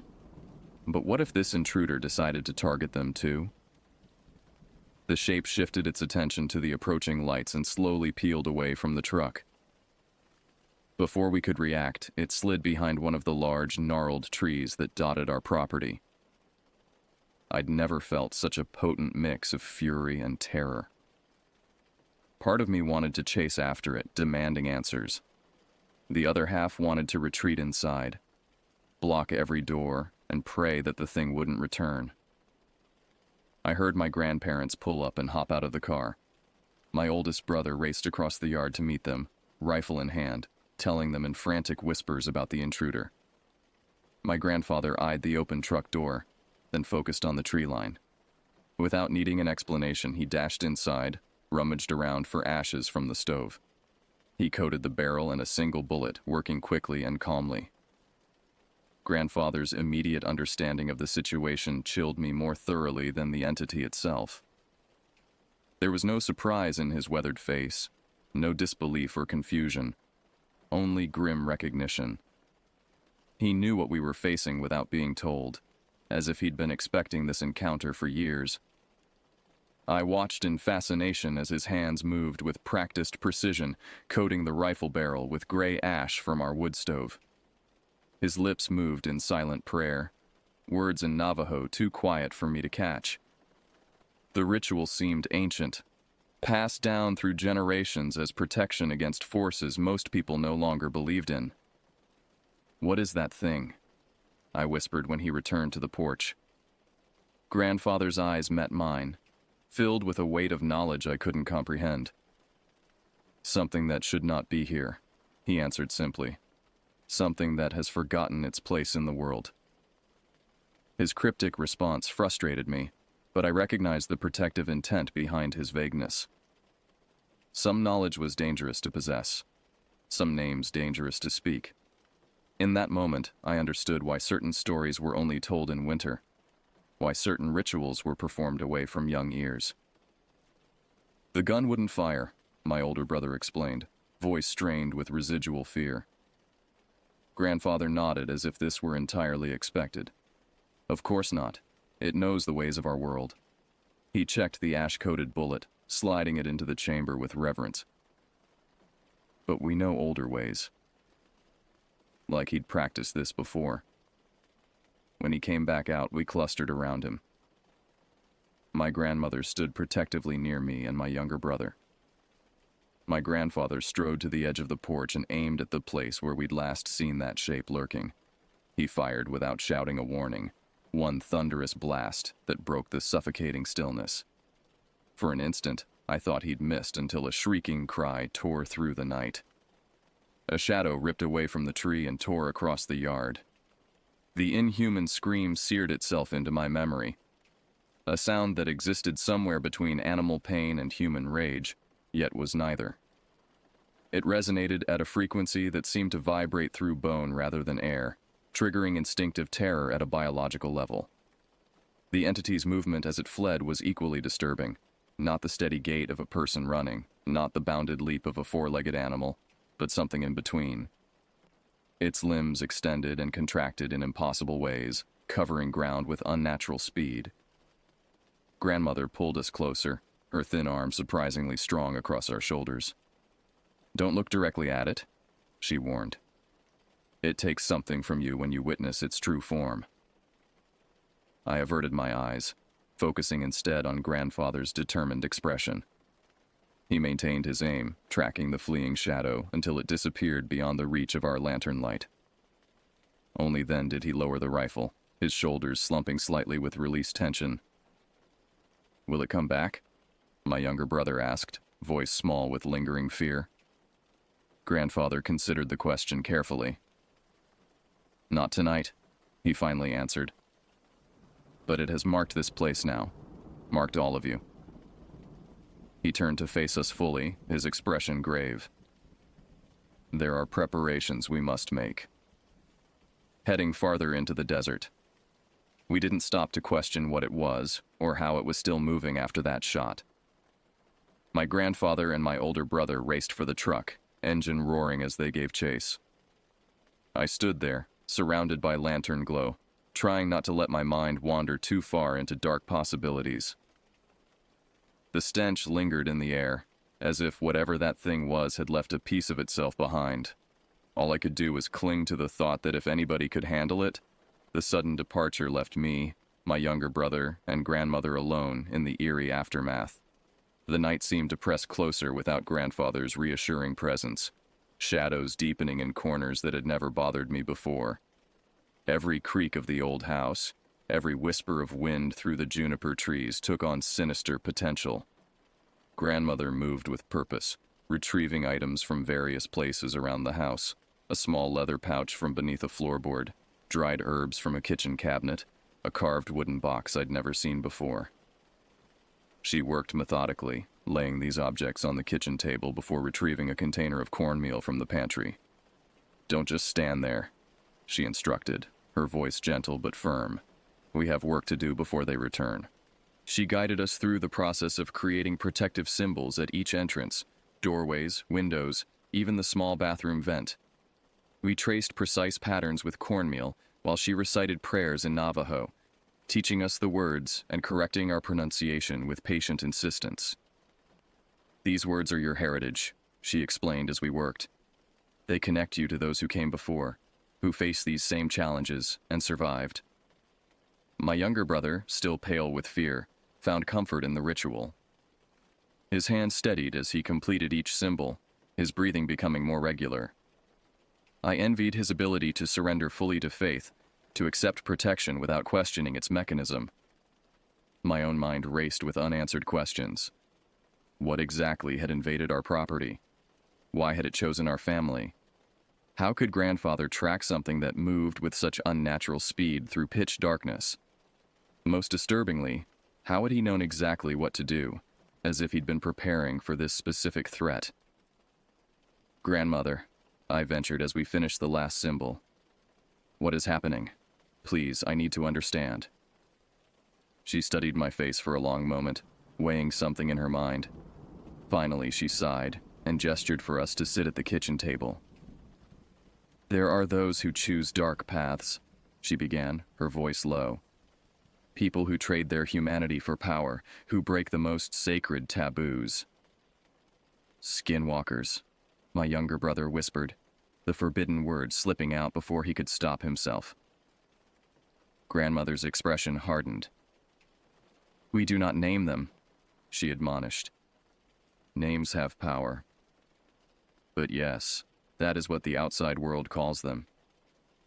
She explained in careful terms that danced around direct statements how certain individuals corrupted traditional knowledge for personal gain, how they underwent rituals of such profound transgression that they forfeited their connection to humanity, how they gained abilities that defied natural law, but lost their souls in the process. "But why us?" I pressed, needing to understand our role in this nightmare. "Your grandfather refused to look away when others chose blindness," she answered simply. "Some in our community prefer peace at any price, even if that price is silent complicity." This revelation opened a new dimension of understanding about my grandfather. Not just a traditional man living by old ways, but a deliberate guardian standing against forces others preferred to ignore. His occasional unexplained absences, his insistence on teaching us certain protective rituals, his watchfulness during certain phases of the moon, all took on new significance. Our conversation ended abruptly as headlights swept across the kitchen window. Grandfather's truck had returned. It was my grandfather. He'd clearly known something about dusting the rifle in ashes, a trick I'd never heard of before. Still, that encounter had rattled us. We weren't prepared for how close danger had come or how little we could do about it. And even though the worst part seemed over, I couldn't shake the notion that the fight was only just beginning. Grandfather and my older brother didn't hesitate after that shot rang out. They jumped into the truck and tore off into the desert, leaving me, my other brother, and grandmother huddled on the porch. My thoughts kept spinning as the taillights blinked across the uneven ground. Part of me wished I could have gone with them, though my legs felt too unsteady to stand. I was stuck there, hoping they wouldn't be lured somewhere even worse in that darkness. It felt like ages before we heard the engines roar again, faint at first, then growing louder as it rolled back toward the house.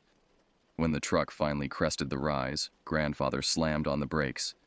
The tires kicked up a cloud of dust that lingered, and in the shifting beams of the headlights, I saw my older brother's stunned face. They both climbed out, eyes full of the kind of urgency that meant no one was getting any rest tonight. Grandfather told us how they chased the figure beyond a steep ditch that dropped off at least 20 feet. He slammed on the brakes in time to avoid tumbling over the edge. My older brother's hands trembled as he described what they'd witnessed.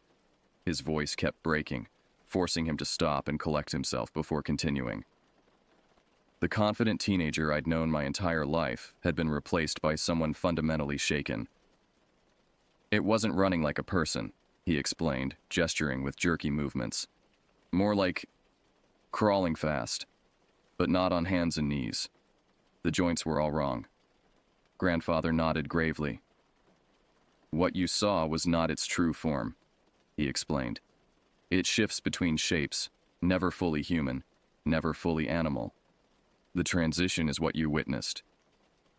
The clinical detachment in his voice suggested intimate knowledge of these entities, not second-hand information from stories, but personal experience. I wondered how many times he had faced such threats without ever speaking of them to us. Then he leapt out to confront it. My brother swore that each time the headlights caught the runner, it flickered into the shape of a woman loping on all fours, her limbs bending in ways that defied reason. At the brink of that ditch, Grandfather shouted in Navajo, naming a local woman he suspected was behind this evil. He demanded she leave us in peace, warning she'd pay if she persisted. They saw it pause, like it understood every syllable.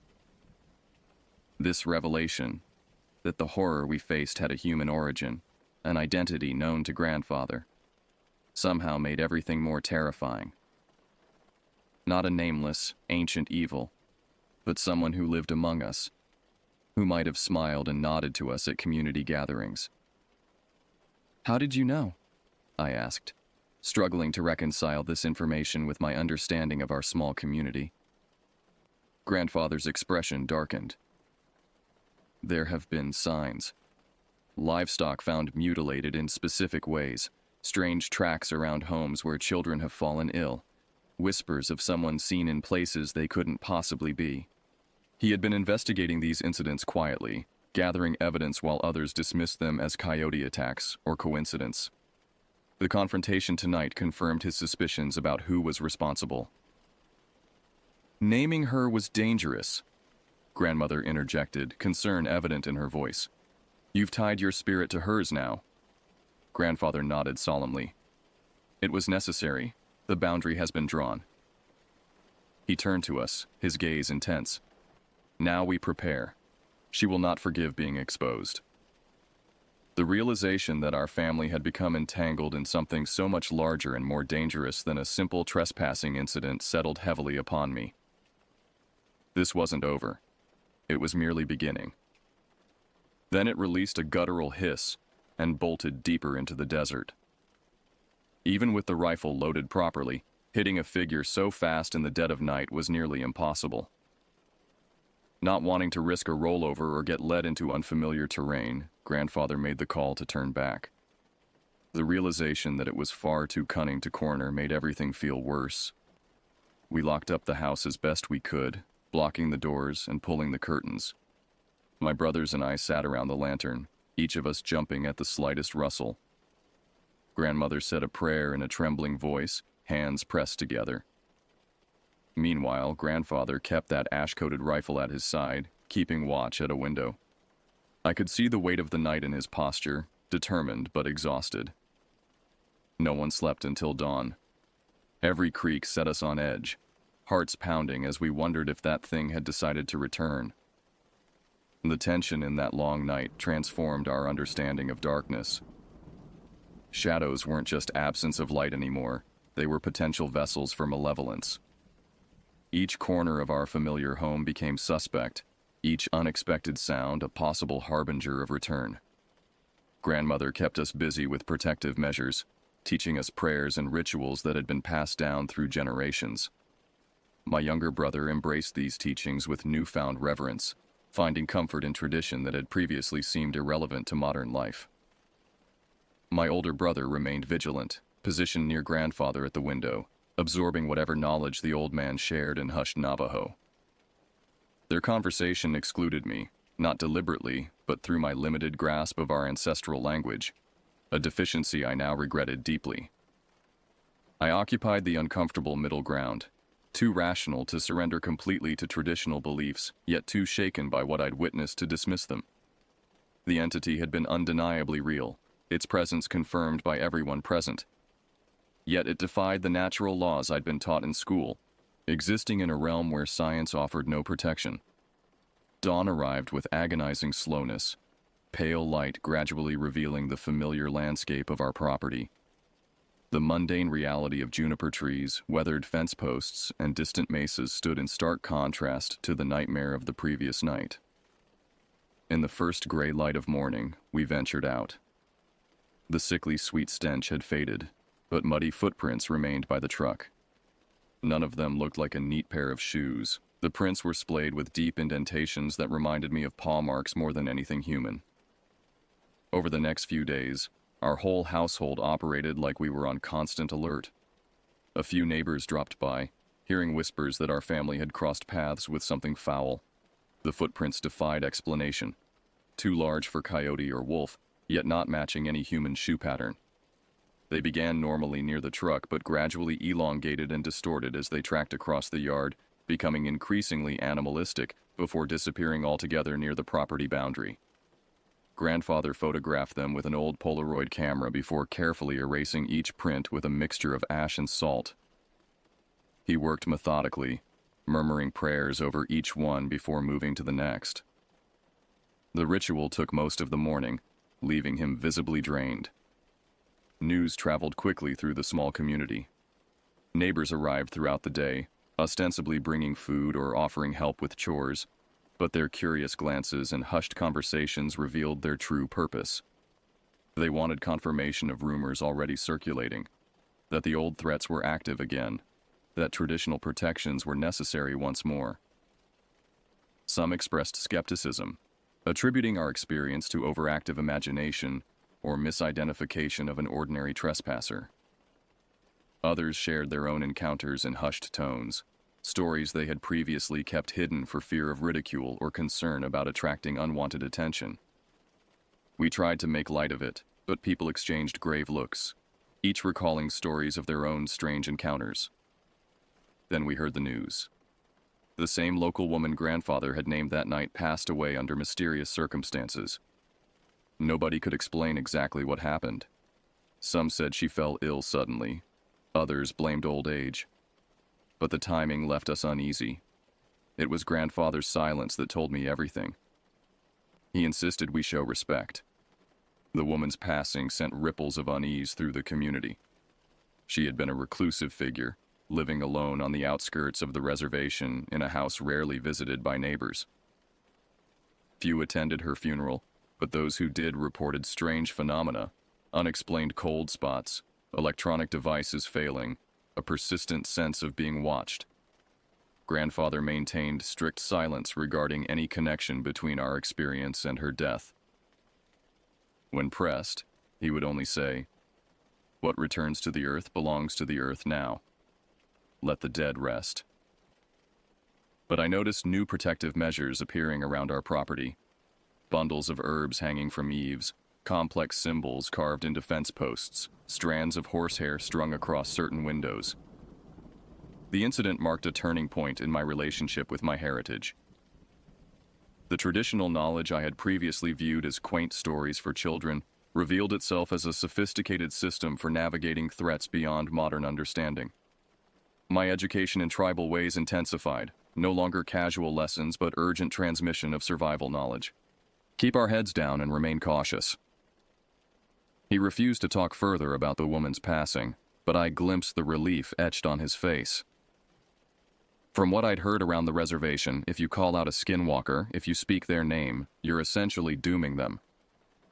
Maybe it was a coincidence, or maybe grandfather's act of naming her truly sealed her fate.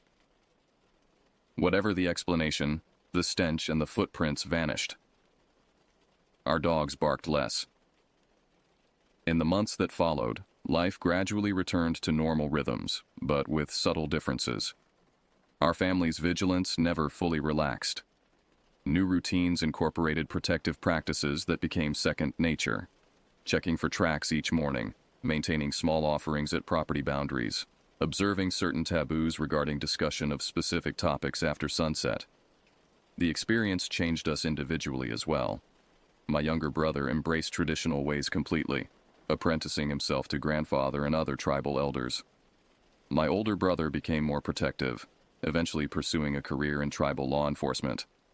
And I found myself drawn to documenting and preserving our stories, recognizing that what seemed like superstition to outsiders often contained vital truths encoded in metaphor and symbolism. Years have passed since that night, and I've witnessed similar encounters throughout the reservation, enough to confirm that our experience wasn't isolated or unique. Some skeptics attribute these phenomena to mass hysteria, psychological projection, or misidentification of natural animals. Others point to environmental contaminants, poverty-induced stress, or internalized cultural trauma as explanations, as territory had been reclaimed by friendlier spirits. Nights felt a little safer, though the rifle still leaned by the front door. Ashes kept close at hand. The memory of that figure's slow advance, and the way the gun wouldn't fire, stuck with me longer than anything else. Even now, whenever shadows move weirdly after dusk, I remember that night. Some folks think these tales are nothing but superstition. I understand the impulse to rationalize, to seek explanations that fit within comfortable paradigms. Before that night, I might have done the same.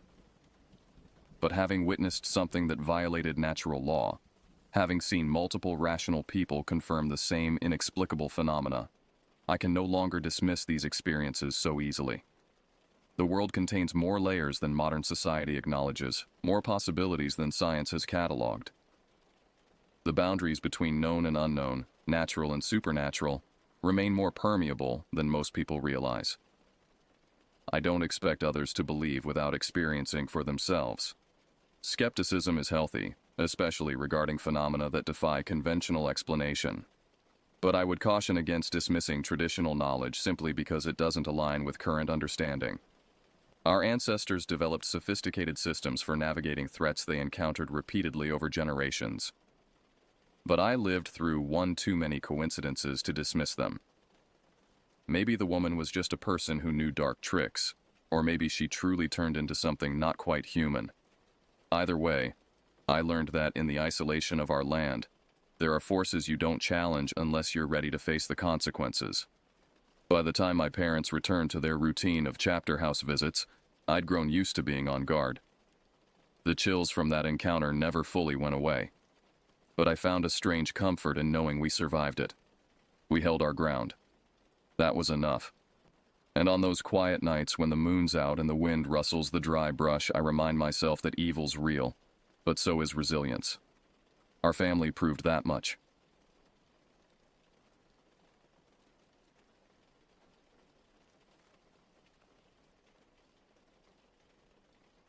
Summer 2019 stretched endlessly before me like a wasteland of boredom. At 17, I found myself trapped in that awkward space between childhood and adulthood, watching my friends scatter to their various family vacations while I remained stranded at home. The silence in our house became oppressive, broken only by the distant hum of the air conditioner and my mother's increasingly concerned glances as I spent another day sprawled on the couch, mindlessly scrolling through my phone. After 2 weeks of my theatrical sighs and dramatic declarations about dying of boredom, my mother finally snapped. "That's it," she announced, bursting into my room with a determined expression that I'd learned to fear. "You're going to camp." I protested immediately. "Mom, I'm 17. Camp is for kids." "Not this camp," she said, pulling out a glossy brochure. "Pine Ridge Adventure Camp, ages 16-18. It's perfect." I examined the brochure with growing dread. Photos of smiling teenagers engaged in various outdoor activities stared back at me mockingly. Rock climbing, hiking, campfires, swimming in murky lakes, everything I despised about the great outdoors. I'd had my heart set on the computer programming camp downtown, but those spots had filled up months ago. I'd rather code than catch fish, I muttered, but my mother was already reaching for her phone to call the registration number. 3 days later, I stood in my bedroom, reluctantly stuffing clothes into a duffel bag while my mother rattled off a checklist. Sunscreen, bug spray, extra socks, flashlight. Each item felt like another link in the chain dragging me away from civilization.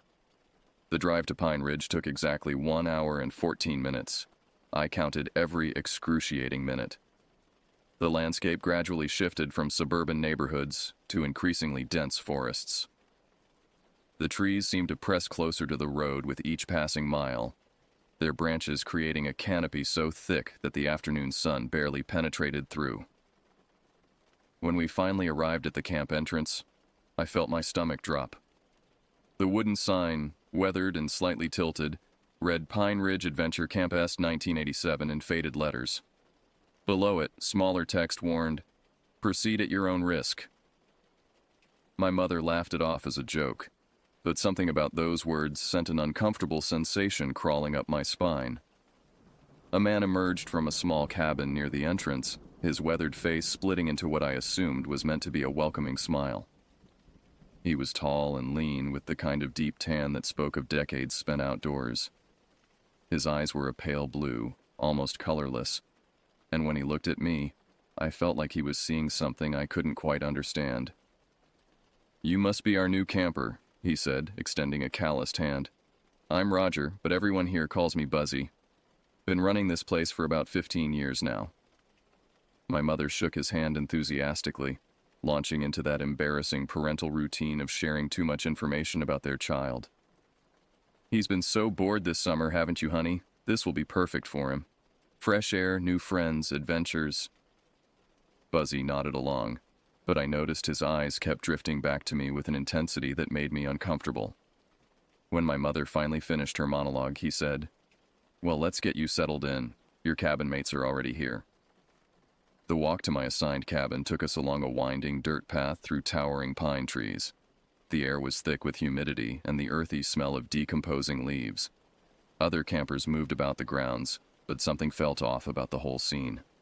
Their conversations seemed forced, their laughter a little too loud, as if they were all performing rather than genuinely enjoying themselves. "Here we are," Buzzy announced, stopping in front of a small log cabin that looked like it hadn't been updated since the camp's founding.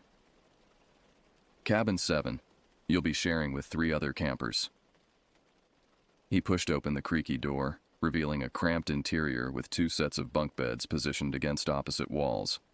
The smell hit me immediately, a mixture of old wood, mildew, and something else I couldn't identify. Something organic and unpleasant. 3 girls looked up as we entered.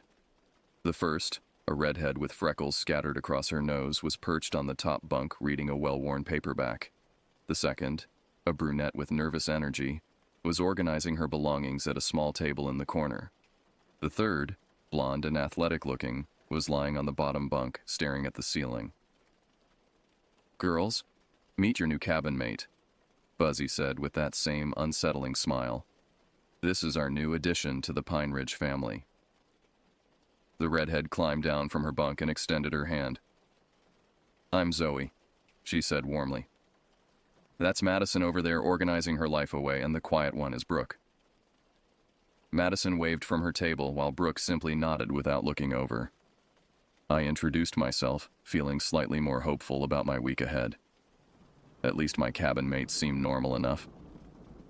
After my mother left with promises to pick me up in exactly 7 days, Buzzy showed me to my assigned space, the top bunk in the left corner.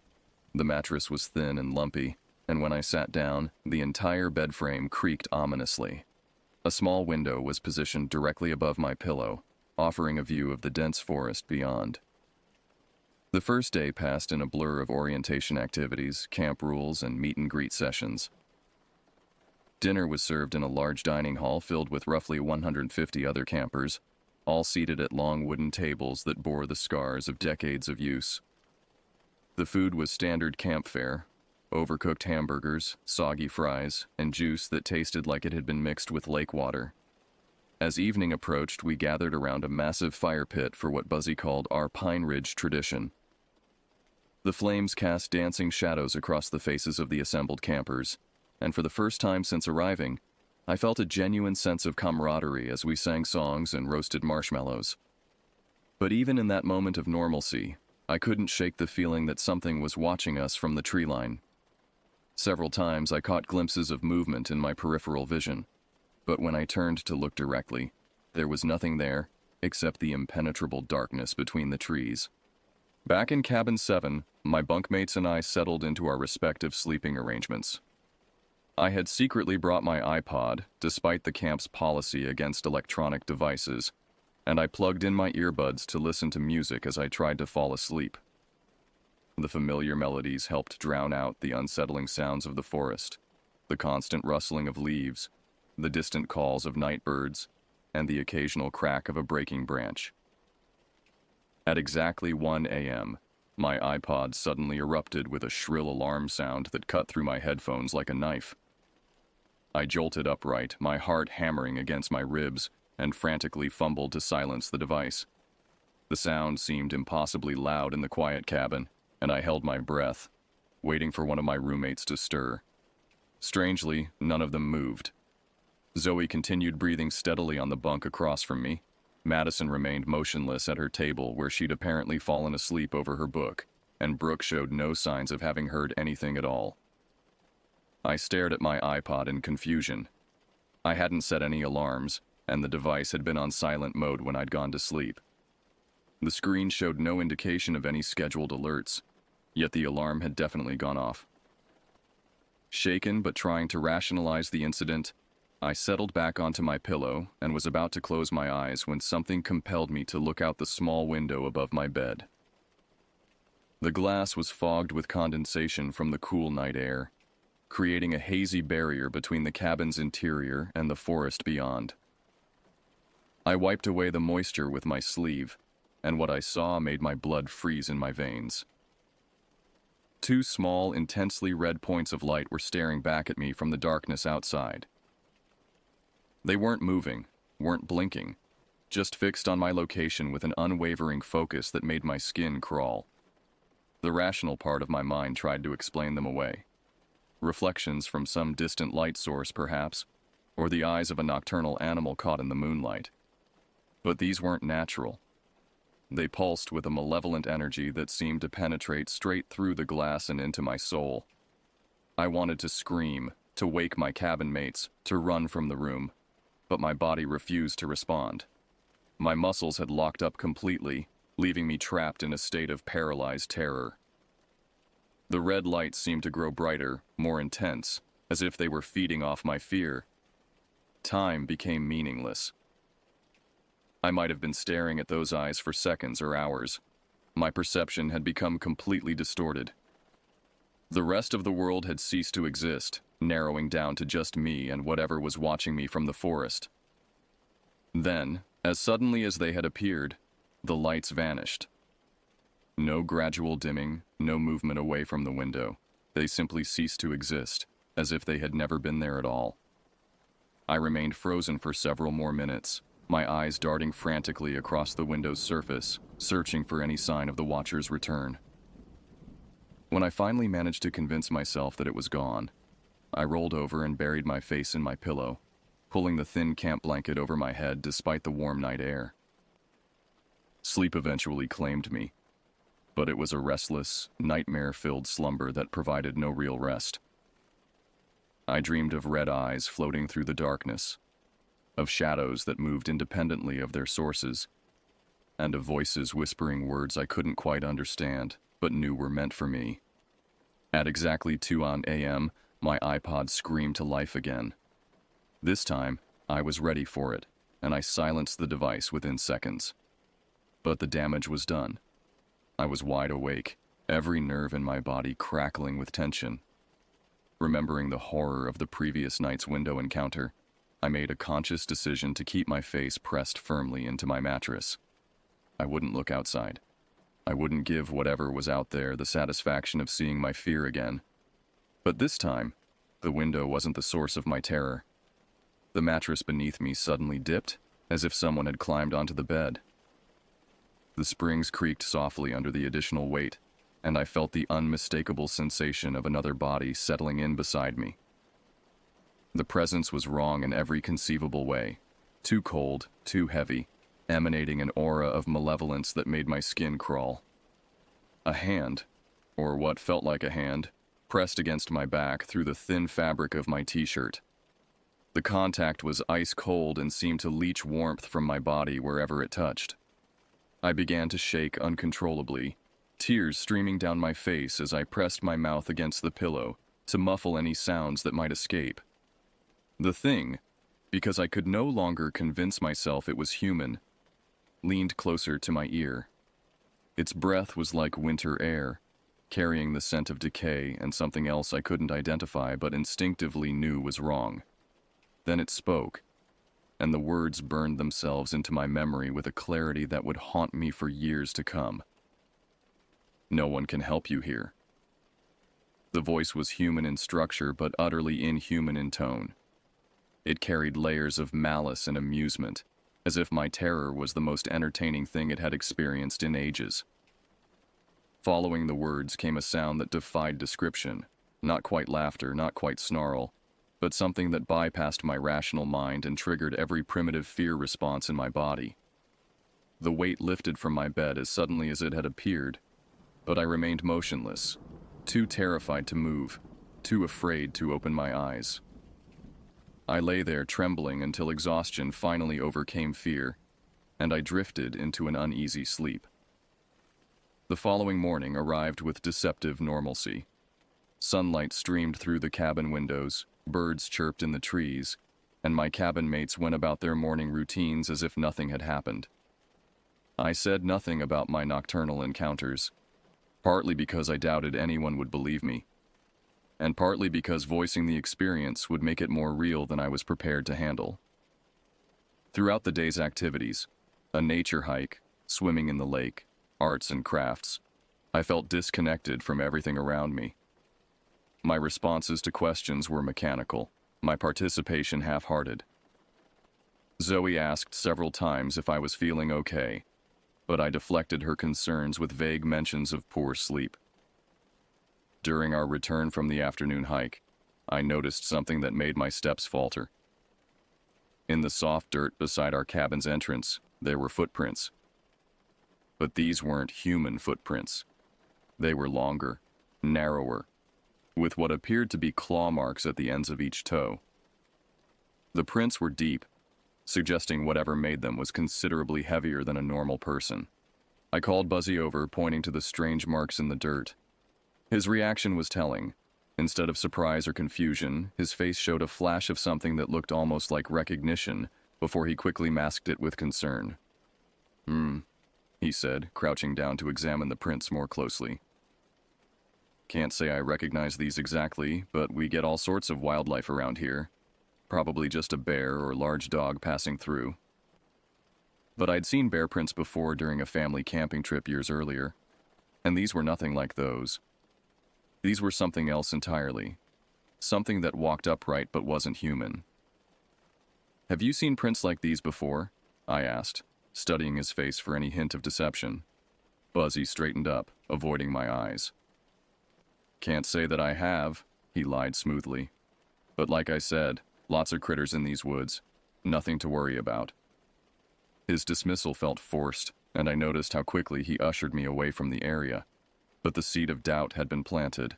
Whatever was happening to me, Buzzy knew more about it than he was letting on.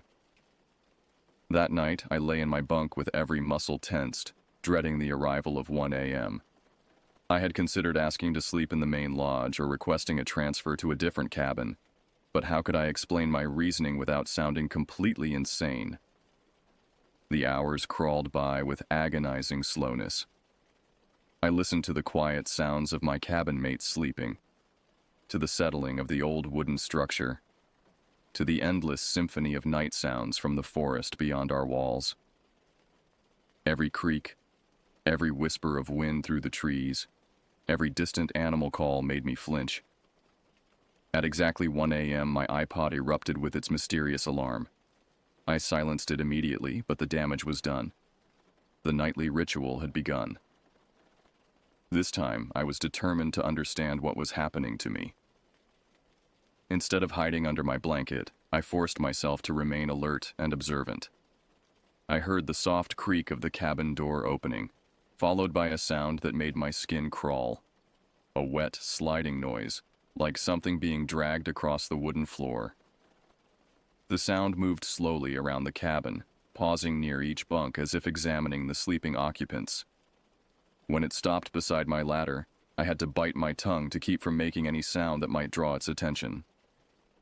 After what felt like an eternity, the sliding sound moved away, and I heard the door creak shut. I waited several more minutes before allowing myself to breathe normally again. But my relief was short-lived. At 2:00 a.m., the alarm sounded again, and this time I felt the familiar depression of the mattress as something climbed into bed with me. The routine was becoming horribly predictable, and I realized with growing horror that whatever was visiting me was establishing a pattern, a ritual that I was powerless to break. The cold hand pressed against my back again, and the voice whispered new words that chilled me to the bone. "You can't leave. You belong here now." The next morning brought a horrifying discovery. Madison was shaking me awake, her face pale with terror. "You need to see this," she whispered urgently. I climbed down from my bunk and followed her gaze to the floor beside my ladder. There, in the wooden boards, were more of the strange footprints, but these weren't in dirt or sand. They were burned into the wood itself, as if whatever made them had been hot enough to leave permanent marks. Brooke was standing in the corner, her face white as a sheet. "I saw it," she said quietly. "Last night, I woke up and saw something climbing up to your bunk." "What did it look like?" I asked, though I wasn't sure I wanted to know. I couldn't see it clearly. It was like a shadow, but wrong. Too tall, too thin, moving in ways that didn't make sense. And its eyes? She shuddered. They were red, like someone had lit coals in its skull. Zoe joined us, and together we stared at the burned footprints. "We need to tell Buzzy," she said, but something in her voice suggested she already knew it wouldn't help. When Buzzy arrived and saw the evidence, his mask of ignorance finally slipped. I saw resignation in his eyes, and something that might have been guilt. "How long has this been going on?" I demanded. He sighed heavily, suddenly looking much older than his years. "Pine Ridge isn't like other camps," he admitted. We cater to a specific type of camper. Those who have had encounters, who have been marked by things that most people refuse to acknowledge exist." "What are you talking about?" Madison asked. But I was beginning to understand. "The things that visit you here," Buzzy continued, "they're drawn to certain individuals. People who can see beyond the normal world, who have thin barriers between themselves and other things. We try to help campers learn to cope with their gifts, but sometimes... Sometimes what? I pressed. Sometimes they decide they want to keep someone permanently. The implications of his words hit me like a physical blow. This wasn't a traditional summer camp. It was some kind of supernatural halfway house, a place where people like me were brought to deal with otherworldly encounters. And now something from beyond had decided it wanted to claim me as its own. As if summoned by our conversation, my iPod suddenly activated, displaying a message I had never seen before. "You cannot leave. You are mine now." I grabbed my belongings and ran from the cabin, my cabin mates close behind. We didn't stop running until we reached the main road, where I used a payphone to call my mother for immediate pickup.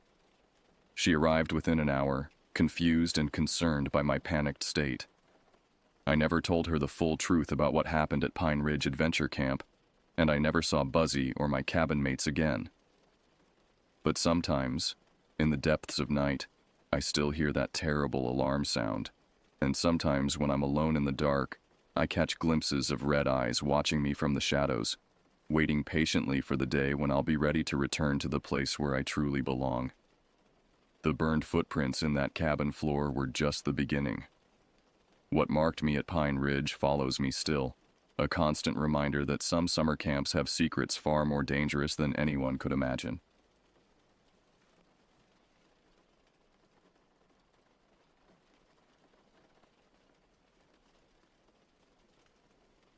The ghosts of summer linger longest in places where they shouldn't.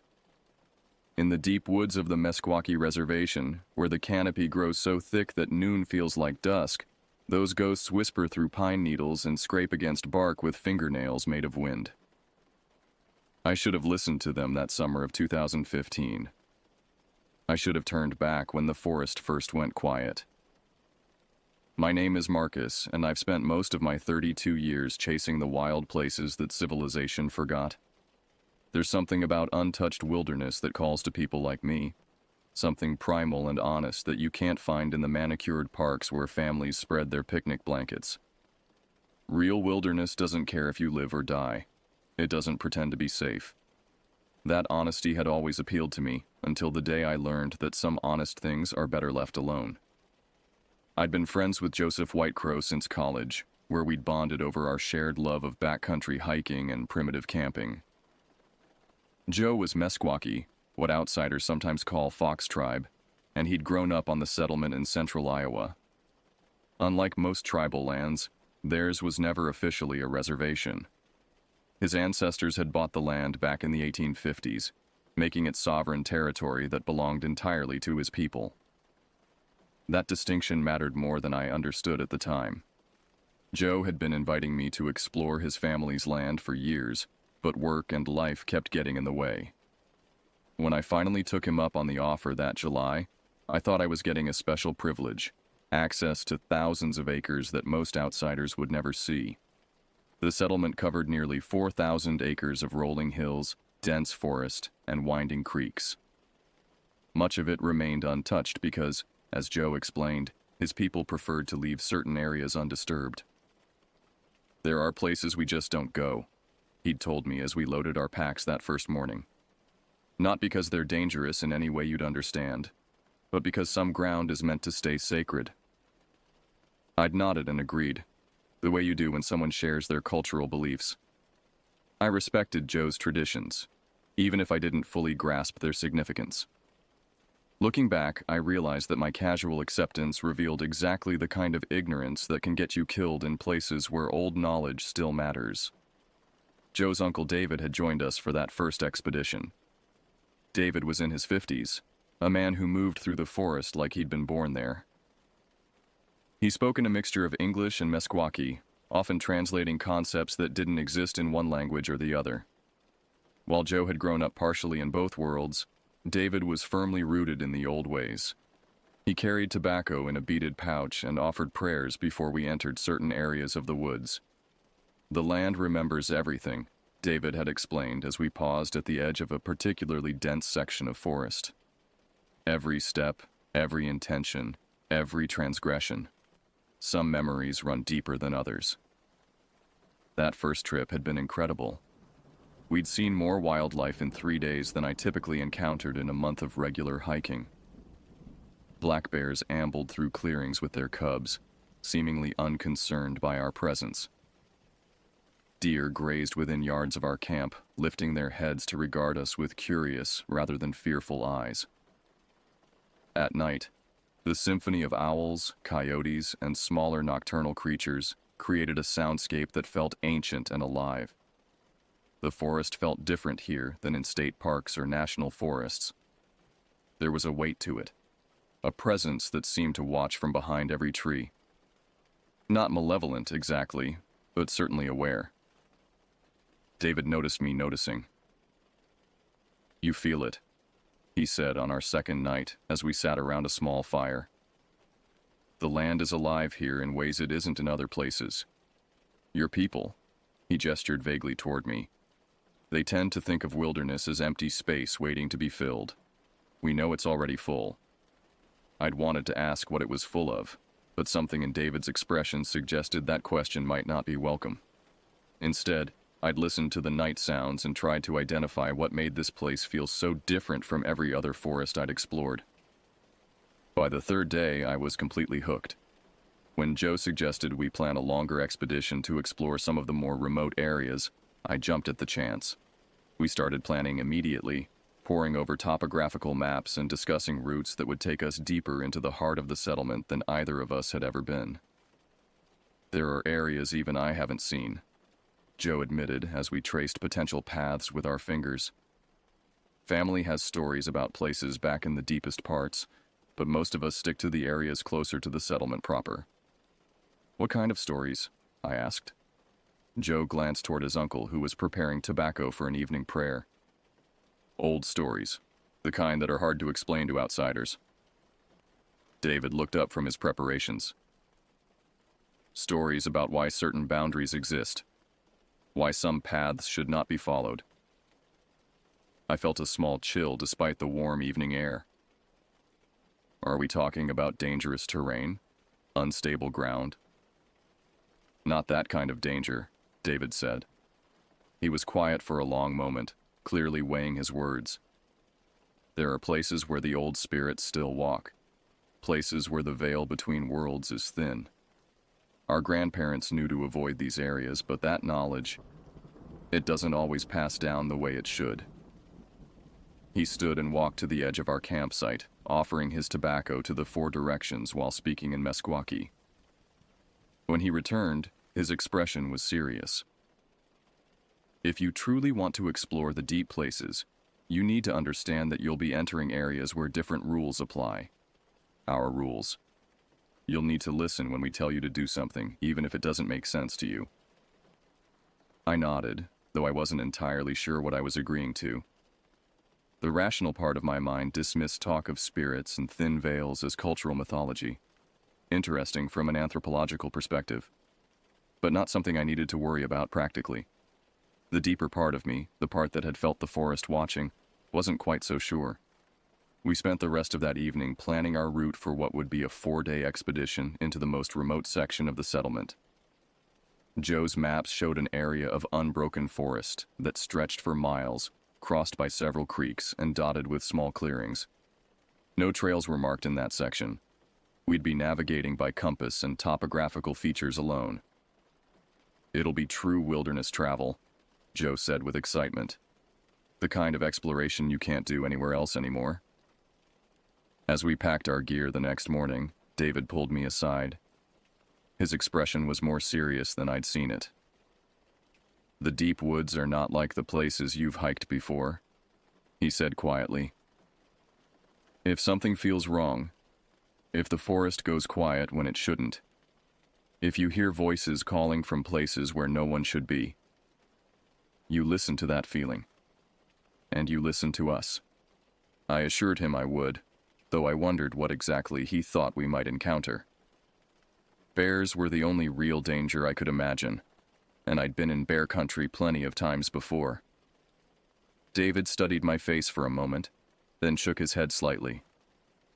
I hope your confidence is enough, he said. But confidence without wisdom can be dangerous in places where the old stories are still true. As we shouldered our packs and headed toward the deeper forest, I felt that familiar excitement that comes with exploring truly unknown territory. I had no way of knowing that within days, I'd understand exactly what David had been trying to warn me about, or that the old stories he'd mentioned would prove to be far more than mere cultural mythology. The ghosts of summer were waiting for us in those deep woods, and they were hungry for something I wasn't prepared to give. The morning we set out for the remote areas dawned clear and hot, with the kind of humid stillness that makes your shirt stick to your back before you've walked 100 yards. Joe had recruited his cousin Robert to join us, a quiet man in his late 20s who worked as a wildlife biologist for the tribal government. Robert knew the outer boundaries of the settlement's wilderness areas better than anyone, which would be crucial for navigation in a region with no established trails. Most people think wilderness navigation is about following your compass, Robert explained as we checked our gear one final time. But real navigation is about reading the land itself. Every ridge, every creek bend, every change in vegetation tells a story about where you are and where you're going. We started our hike on one of the settlement's few maintained trails, a path that wound through mixed hardwood forest, before gradually transitioning to the deeper pine and oak woods that dominated the remote areas. The transition was subtle but noticeable. The undergrowth became denser, the trees larger and more closely spaced, and the quality of light filtering through the canopy took on a green-gold tint that spoke of true old growth. For the first few hours, the hiking was pleasant if challenging. We crossed several creeks on fallen logs or by boulder hopping, each crossing taking us further from any possibility of outside contact. Robert pointed out subtle signs of wildlife, scratches on trees where bears had marked territory, patches of disturbed earth where wild turkeys had been scratching for insects, the remains of a deer kill that had been cleaned by scavengers weeks earlier. The ecosystem here is intact in ways you don't find in most places, he explained as we paused for water beside a particularly clear creek. When the boundaries are respected, when the balance is maintained, everything thrives. I was about to ask what he meant by boundaries when Joe held up a hand for silence. We all froze, listening. In the distance, we could hear the crash of something large moving through the underbrush, probably a deer startled by our presence, though it was impossible to be sure. Black bear, maybe, Robert said quietly. They're active during the day when it's this hot, looking for water. We waited several minutes before continuing, giving whatever it was time to move away from our intended route. As we hiked, I noticed that both Joe and Robert seemed more alert than they had been earlier in the day. They paused frequently to listen and occasionally exchanged words in Meskwaki that they didn't translate for my benefit. By late afternoon, we'd covered nearly 8 miles and were well into the heart of the remote area. The forest here felt different from anything I'd experienced before. The trees were massive, white oaks and black walnuts that must have been growing for centuries. The understory was relatively open, creating cathedral-like spaces between the enormous trunks. Most striking was the silence. Not the absence of sound exactly, but a quality of quietness that seemed to muffle even our footsteps and breathing. "We'll make camp up ahead," Joe said, pointing toward a small clearing visible through the trees. "There's a good water source, and the ground is level." As we approached the clearing, Robert suddenly stopped and held up his hand again. This time, his expression was different. Not just alert, but concerned. "What is it?" I whispered. He didn't answer immediately, instead turning his head slowly as if trying to locate the source of something only he could perceive. Finally, he spoke in Meskwaki to Joe, who responded with what sounded like a question. They had a brief, hushed conversation before Joe turned to me. "Robert says the forest feels heavy here, more than it should." "Heavy how?" Robert answered directly this time. "Like there's a presence watching, like we're not alone in the way we should be alone." I looked around the clearing, which appeared completely normal to me. The early evening light slanted through the trees in golden shafts, illuminating a space that would make a perfect campsite. A small creek babbled along one edge, and the ground was carpeted with soft pine needles. If anything, it looked inviting. "Maybe we should camp somewhere else," Joe suggested, though he didn't sound entirely convinced. Robert shook his head. "No, this is the right place according to our route, and running from feelings isn't always the answer. But we need to be respectful, careful." We set up camp with more ritual than I was used to. Robert offered tobacco at each corner of our campsite while speaking in Meskwaki. Joe explained that he was asking permission to stay, letting any spirits in the area know that we came with good intentions and would leave no trace of our presence. "Your ancestors probably did something similar," Joe said as we watched Robert complete his circuit. "Most indigenous cultures understand that camping isn't just about finding good ground. It's about entering into relationship with the place." As darkness fell, the strange quality of silence I'd noticed earlier became more pronounced. Normally, a forest at night is full of sounds. Owls calling, small animals rustling through the underbrush, the distant yip of coyotes. Here, those sounds felt muted, as if they were coming from very far away or through some kind of barrier. "Is it always this quiet here?" I asked as we sat around our small fire. Joe and Robert exchanged another look. No, Robert said simply. Usually there's more life, more sound. What do you think it means? Could be a lot of things, Joe said, but his tone suggested he suspected something specific. Weather changes can affect animal behavior. So can the presence of predators. Or other things, Robert added quietly. We turned in early, each of us retreating to our own thoughts along with our sleeping bags. I lay awake for a long time, listening to the strange quiet and trying to identify what exactly felt wrong about it. Eventually, exhaustion won out and I drifted into an uneasy sleep. I woke sometime in the small hours of the morning to absolute silence. Not the muffled quiet of earlier, but a complete absence of sound that felt unnatural and oppressive. I lay still, straining to hear something, anything, that would indicate the normal life of a forest at night. Nothing. After several minutes, I heard movement from one of the other sleeping bags. Joe's voice came as a barely audible whisper. You awake? Yeah, something's wrong. Robert's been up for an hour, says he can't shake the feeling that we're being watched. I unzipped my bag as quietly as possible and crawled toward where Robert was sitting at the edge of our camp, staring into the darkness beyond our dying fire. How long has it been this quiet? I whispered. About 2 hours, he replied without taking his eyes off the tree line. It's like every living thing for miles just stopped existing. We sat in silence for several more minutes before Joe joined us. None of us spoke for what felt like a very long time. Finally, Robert stood and began gathering his things. We need to move camp, he said quietly. This isn't normal, and it's not safe. It's the middle of the night, I protested. How can we navigate in the dark? Better than staying here, Joe said, already rolling up his sleeping bag. Robert knows what he's talking about. It took us less than 30 minutes to break camp and shoulder our packs. Robert led us by moonlight through the forest, moving with a confidence that amazed me given the difficult terrain and lack of visibility. We walked for nearly 2 hours before he finally called a halt in another small clearing, this one bisected by a larger creek. Here, he said simply. This feels right. As if to confirm his assessment, the normal sounds of a forest at night gradually began to return as we set up our second camp. Owls called from the darkness. Something small rustled through the undergrowth nearby, and the creek provided a constant, reassuring murmur of moving water. What was that about? I asked once we were settled again. Robert was quiet for a long moment. There are places in these woods where the old spirits still walk, he said finally.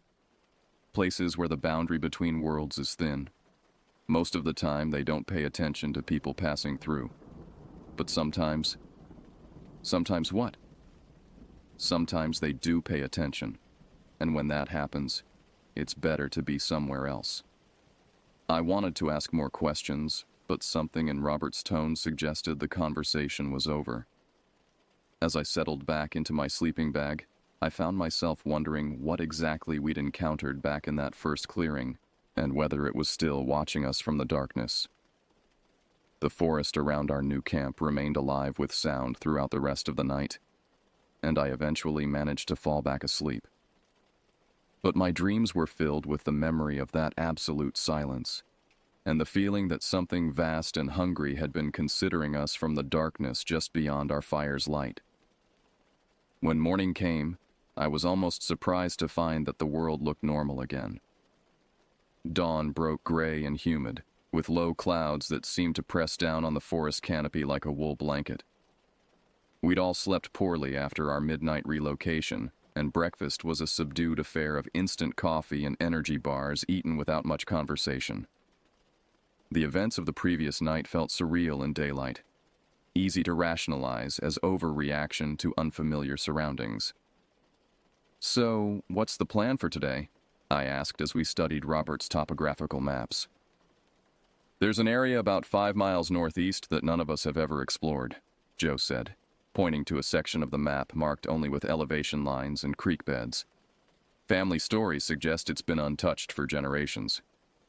Robert nodded, though I noticed he seemed less enthusiastic than he had been the day before.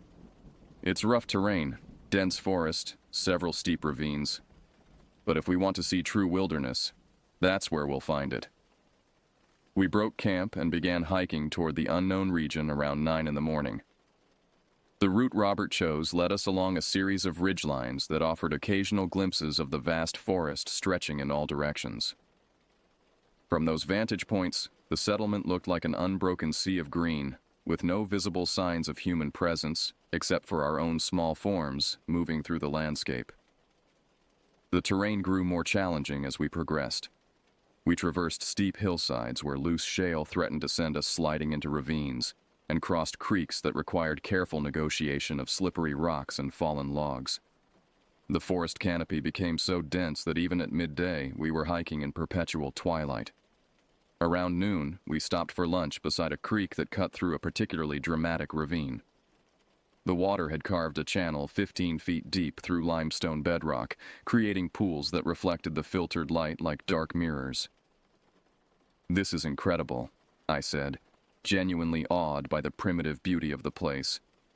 "It feels like we've gone back in time." "In some ways we have," Robert replied. "This area looks much the same as it did when my great-great-grandfather was young. Before roads, before towns, before most of the changes that shaped the rest of the country."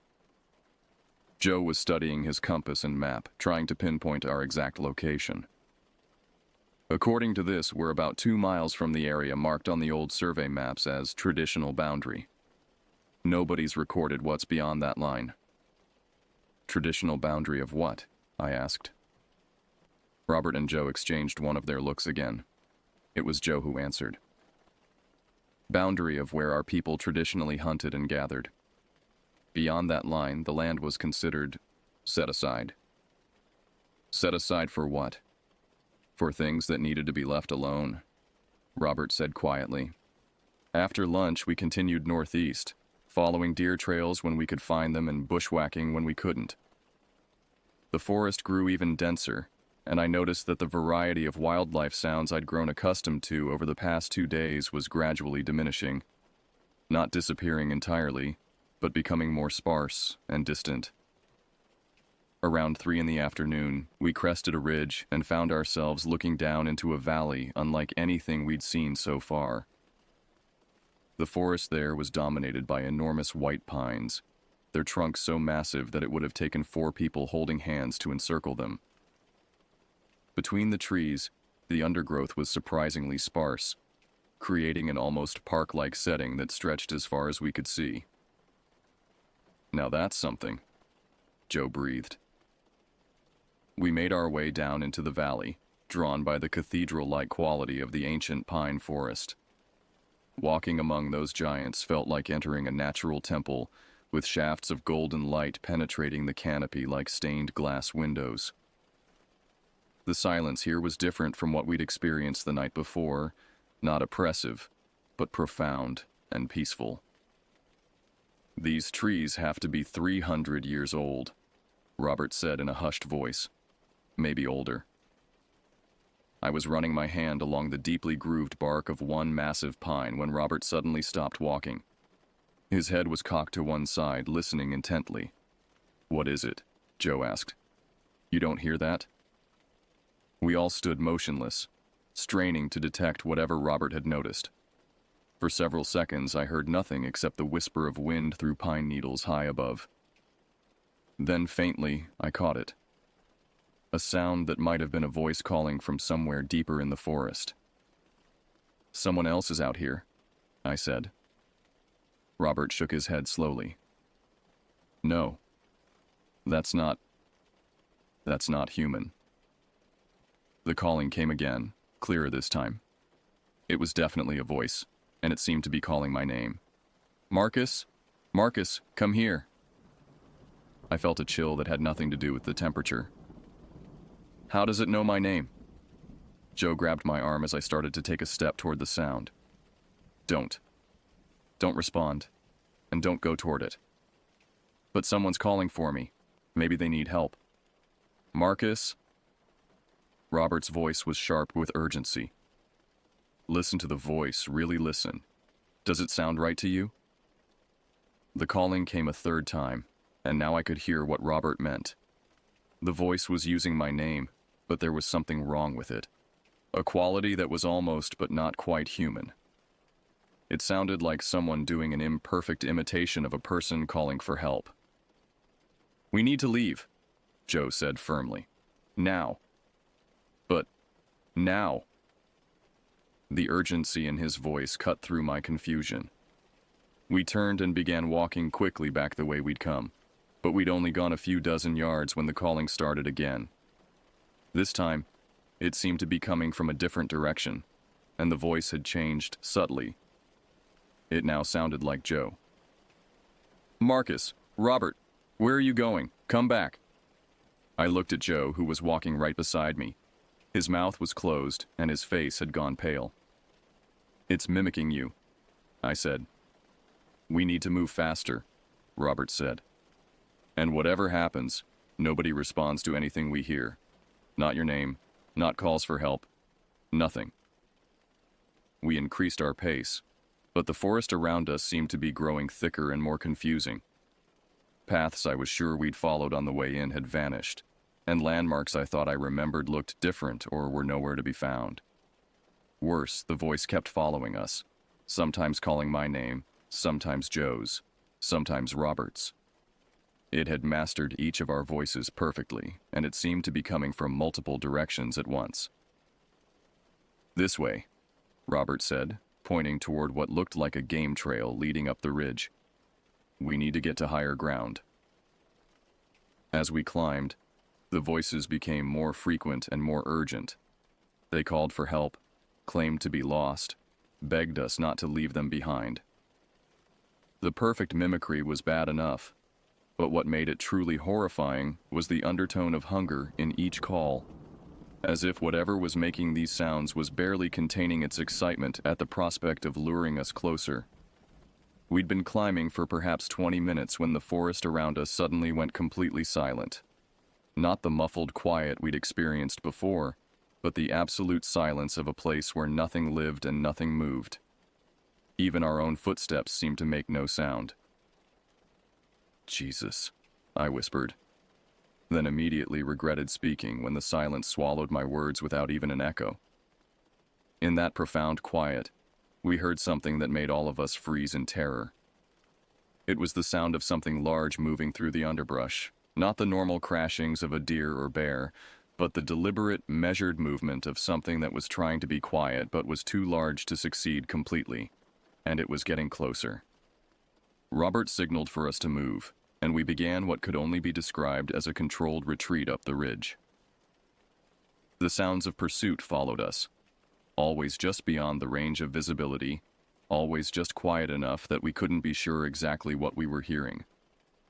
When we finally crested the ridge, I looked back into the valley of ancient pines and saw something that I still have trouble believing. There was a figure standing among the trees, tall and thin and somehow wrong in proportions that hurt to look at directly. It was too far away to make out details, but close enough that I could see it watching us with what seemed like infinite patience. Don't look at it, Robert said sharply. Keep moving. We descended the far side of the ridge at a pace that bordered on recklessness, sliding down loose scree and jumping over obstacles that should have required careful navigation. Behind us, the calls started again, our own voices, begging us to come back, to not leave whatever was calling alone in the forest. It wasn't until we'd put several miles between ourselves and that valley that the normal sounds of the forest began to return. When they did, we finally allowed ourselves to slow down and catch our breath. What the hell was that? I gasped. Robert was silent for a long moment, his hands shaking slightly as he checked our position on the map. When he finally spoke, his voice was barely above a whisper.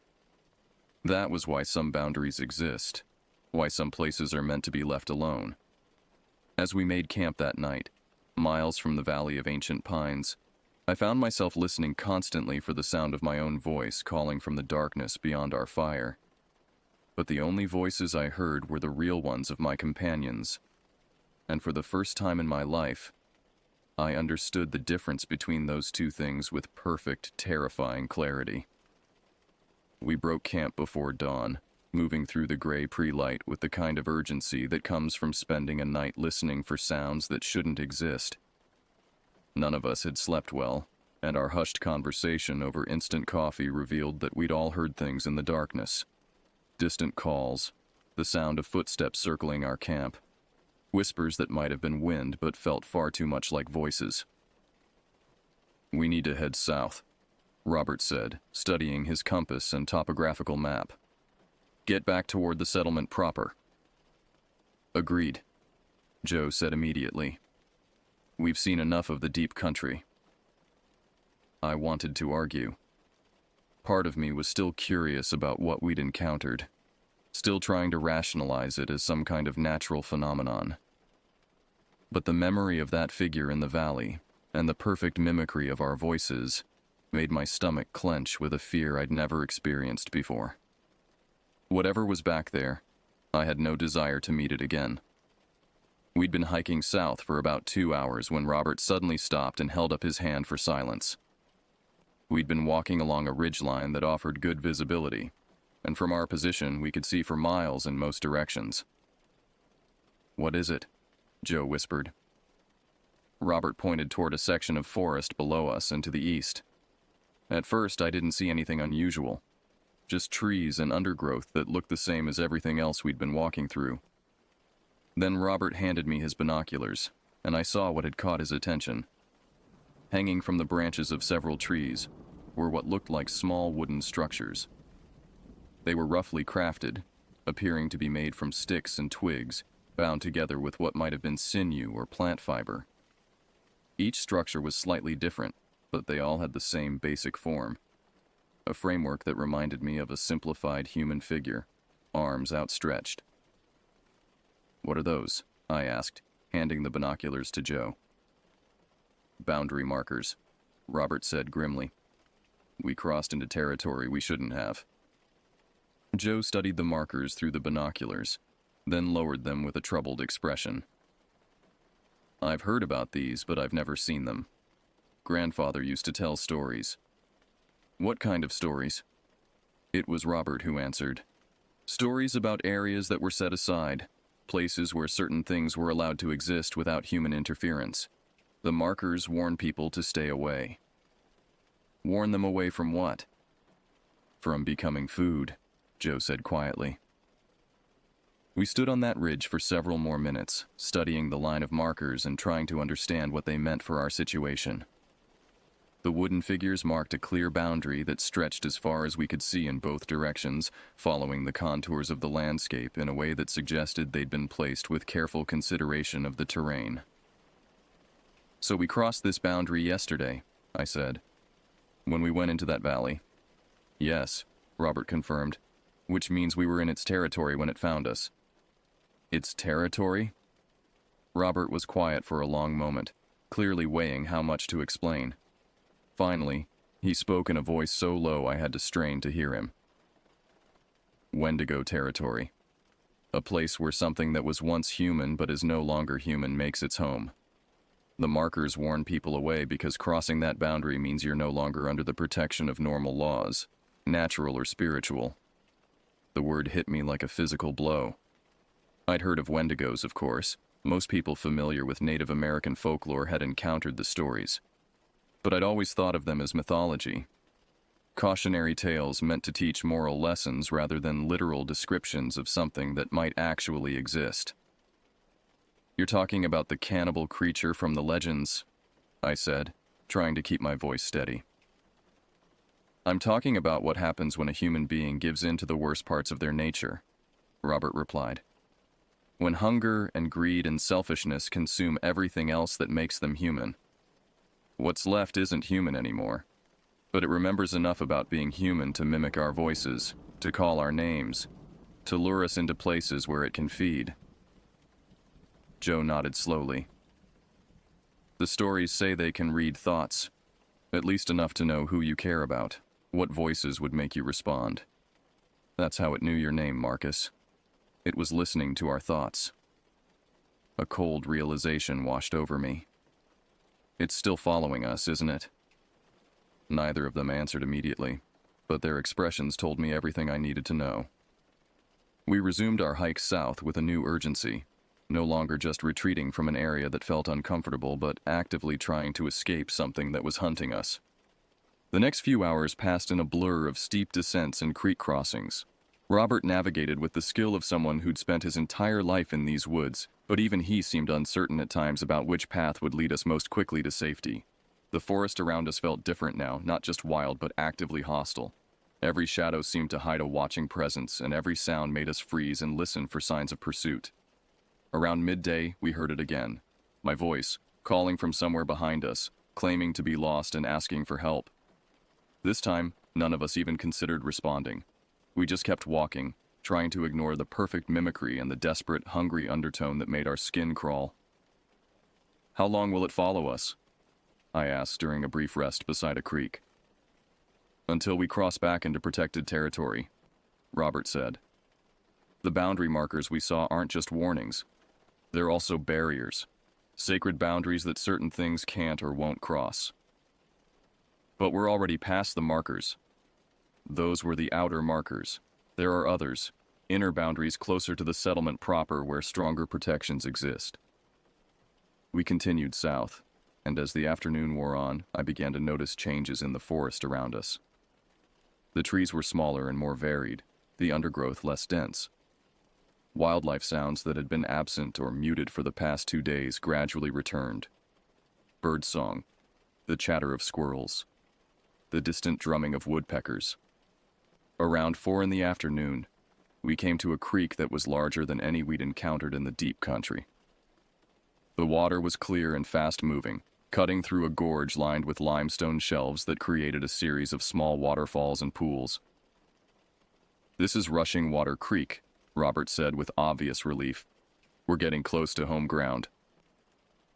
As we prepared to cross the creek, jumping from rock to rock to avoid the deeper pools, I heard the voice one more time. It was my own voice again, but this time it sounded different, more distant, and with an edge of frustration that hadn't been there before. "Marcus, don't leave me here. Please." I turned to look back across the creek and saw nothing but forest. But I could feel something watching from the trees, something that was no longer trying to hide its presence. The feeling was so intense that it raised goosebumps on my arms despite the warm afternoon air. "It can't cross the water," Joe said quietly. "Sacred boundary. Some things about the old stories are absolutely literal." We finished crossing the creek and continued south, but I kept looking back over my shoulder. For the next hour, I had the distinct feeling that something was pacing us on the far side of the water, staying just out of sight but never giving up its pursuit. It wasn't until we'd put several more miles between ourselves and Rushing Water Creek that the feeling of being watched finally began to fade. By evening, when we made camp in a familiar area only a few miles from the settlement proper, the forest felt normal again, wild and alive, but not malevolent. "Tomorrow we'll be back," Joe said as we sat around our campfire, the first fire that had felt truly safe since we'd entered the deep country. "Good," I said, and meant it. I've had enough wilderness for a while. Robert was staring into the flames with a thoughtful expression. "The important thing is that you understand what happened," he said. "You need to know why some boundaries exist, why some old knowledge matters even in the modern world." "I understand," I said, though I wasn't sure I understood anything except that I'd been terrified in ways I'd never imagined possible.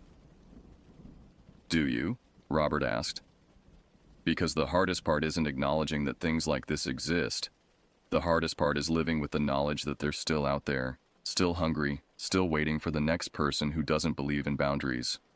As I lay in my sleeping bag that night, listening to the normal sounds of a healthy forest, I thought about what Robert had said. The knowledge that something like a Wendigo could exist, could be real and present and actively hunting, changed everything about how I understood the world. It meant that some of the old stories weren't just stories, and that some warnings weren't just superstition. It meant that there were still places where ancient rules applied, and ancient hungers waited for the foolish or the unwary. I slept badly that night, but for the first time in days, my dreams weren't filled with the sound of my own voice calling from the darkness. We reached the settlement just after noon the following day, emerging from the forest into the familiar landscape of houses and roads that marked the return to human civilization. The transition felt jarring after 5 days in the deep wilderness. The geometric lines of buildings and the sound of vehicles seemed almost alien compared to the organic curves and natural sounds we'd grown accustomed to. Joe's grandmother, Eleanor, was waiting for us on the porch of the family home when we arrived. She was a small woman in her 70s, but there was nothing frail about the way she studied us as we approached. Her dark eyes moved from face to face, reading something in our expressions that made her nod slowly. "You went to the old places," she said. It wasn't a question. "Yes, grandmother," Joe replied. "We went further than we should have." Eleanor gestured for us to sit on the porch steps while she remained in her rocking chair. Without being asked, Robert began to tell her what we'd experienced, speaking in a mixture of English and Meskwaki. I caught enough of the English portions to follow the general narrative: the strange silence, the voice mimicry, the feeling of being pursued, the boundary markers. When Robert finished his account, Eleanor was quiet for a long time. She rocked slowly in her chair, her gaze fixed on something in the distance. Finally, she spoke. "My grandfather told me stories about that place," she said. "About what lives there and why it must be left alone. I hoped those stories would stay stories, but I knew better." "What did your grandfather tell you?" I asked. Eleanor studied me carefully before answering. "He told me about a man who went into the deep woods during a harsh winter, when food was scarce and people were dying. This man became lost, became desperate, became something other than human when he chose survival over everything else that matters." She paused, seeming to choose her words carefully. "The old ones knew that some choices change you in ways that can't be undone. When you cross certain lines, you become something that can never cross back. The boundary markers aren't just warnings, they're containment. They keep what shouldn't be free from spreading beyond where it belongs." "But why don't more people know about this?" I asked. "Why isn't it common knowledge?" Eleanor's expression became sad. "Because most people wouldn't believe it, and those who would believe it might try to do something about it. Some things are better left contained than confronted." Over the next few hours, as we unpacked our gear and settled back into normal life, I found myself struggling with the implications of what we'd experienced. The rational part of my mind kept trying to find alternative explanations. Hallucinations brought on by stress and exhaustion, some kind of elaborate prank, misidentification of natural phenomena. But the deeper I thought about it, the less those explanations made sense. The voice mimicry had been too perfect, the sense of presence too strong, the boundary markers too real and substantial. Whatever we'd encountered in those woods was not a product of imagination or misperception. It was something that existed independently of our belief in it, something that operated according to rules I was only beginning to understand. That evening, David joined us for dinner and listened to our account with the gravity of someone who'd heard similar stories before. When we finished, he nodded thoughtfully. "You're not the first to encounter the old hunger," he said. "And you won't be the last. The important thing is that you listened when you needed to listen, and you left when you needed to leave." "How do you live with knowing something like that exists?" I asked. "The same way our ancestors lived with knowing it exists," David replied. "With respect for boundaries, with understanding that some places are not meant for human beings, and with the knowledge that the old stories contain more truth than most people want to acknowledge." "But doesn't it make you afraid, knowing that something like that is out there?" David was quiet for a moment. "Fear is useful when it keeps you alive and teaches you respect," he said finally. "But fear that paralyzes you or makes you deny reality is dangerous. The Wendigo exists whether we acknowledge it or not. Our choice is whether to live in wisdom or in ignorance. I stayed at the settlement for 2 more days, needing time to process what had happened before returning to my normal life. During those days, I had several more conversations with Eleanor, David, and other tribal elders who were willing to share their knowledge. What emerged was a picture of a world far more complex and dangerous than I'd ever imagined. A world where ancient realities still existed alongside modern life, where old knowledge remained relevant and necessary. The elders spoke of other entities and phenomena that most people dismissed as folklore. Spirits that guarded certain places, creatures that emerged only under specific conditions, areas where the normal laws of physics didn't quite apply. They described a landscape layered with invisible boundaries and populated by things that science couldn't measure, but human beings could definitely encounter. The modern world wants to believe that everything unknown has been mapped and cataloged, Eleanor explained during one of our conversations. But knowledge isn't the same as understanding, and understanding isn't the same as wisdom. Some realities can only be approached with humility and respect. When I finally left the settlement and returned to my regular life, I carried with me a burden I hadn't expected. The weight of knowledge that most people didn't share and wouldn't believe if I tried to share it. I found myself constantly aware of how much was hidden just beneath the surface of ordinary experience, how many layers of reality most people never suspected existed.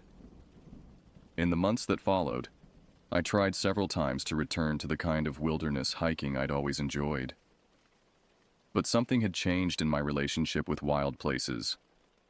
I couldn't shake the awareness that some forests held more than trees and wildlife, that some silences meant more than the absence of sound, that some boundaries existed for reasons more important than legal or administrative convenience. I still hike, but now I research the areas I visit more carefully. I pay attention to local folklore and listen when indigenous people share knowledge about their traditional territories. I've learned to recognize the signs that indicate when a place should be approached with special caution or avoided entirely. Most importantly, I've learned that the absence of scientific explanation doesn't mean the absence of reality. The world is far stranger and more dangerous than most of us want to acknowledge, and some of that strangeness has been contained rather than eliminated by the boundaries our ancestors established.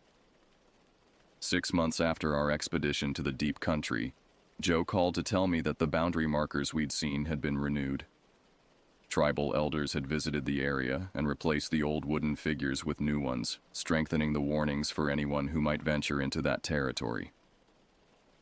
"It's still there," Joe said simply. "Still hungry, still waiting, but the boundaries hold." I understood what he was telling me. The Wendigo hadn't been defeated or driven away. Such things apparently couldn't be defeated in any conventional sense. But it had been contained, held in place by traditions and knowledge that stretched back generations, kept from spreading beyond its designated territory by people who understood the necessity of certain boundaries. That conversation reinforced something the elders had tried to teach me during my stay at the settlement: that some problems can't be solved, only managed. Some realities can't be changed, only acknowledged and respected. And some knowledge carries with it the responsibility to help maintain the barriers that keep dangerous things in their proper places. I've never returned to the deep country of the Meskwaki settlement, and I never will. But I think about it often, about the ancient pines and the profound silence, about the voice that called my name with perfect mimicry and hungry intent, about the boundary markers that stand between civilization and something that should never be allowed to join it. Sometimes, late at night when the wind is moving through the trees outside my house, I listen carefully to make sure the voices I hear are just the voices of wind and leaves. Because now I know the difference between sounds that belong to the natural world and sounds that belong to something else entirely. And I know that somewhere in the deep woods, beyond markers that warn away the living, something that was once human but is human no longer still watches and waits and calls the names of those who venture too close to places where old hungers never die. The ghosts of summer linger longest in places where they shouldn't. I learned that lesson in a forest where the boundaries between past and present, between human and inhuman, between myth and reality, had never really existed at all.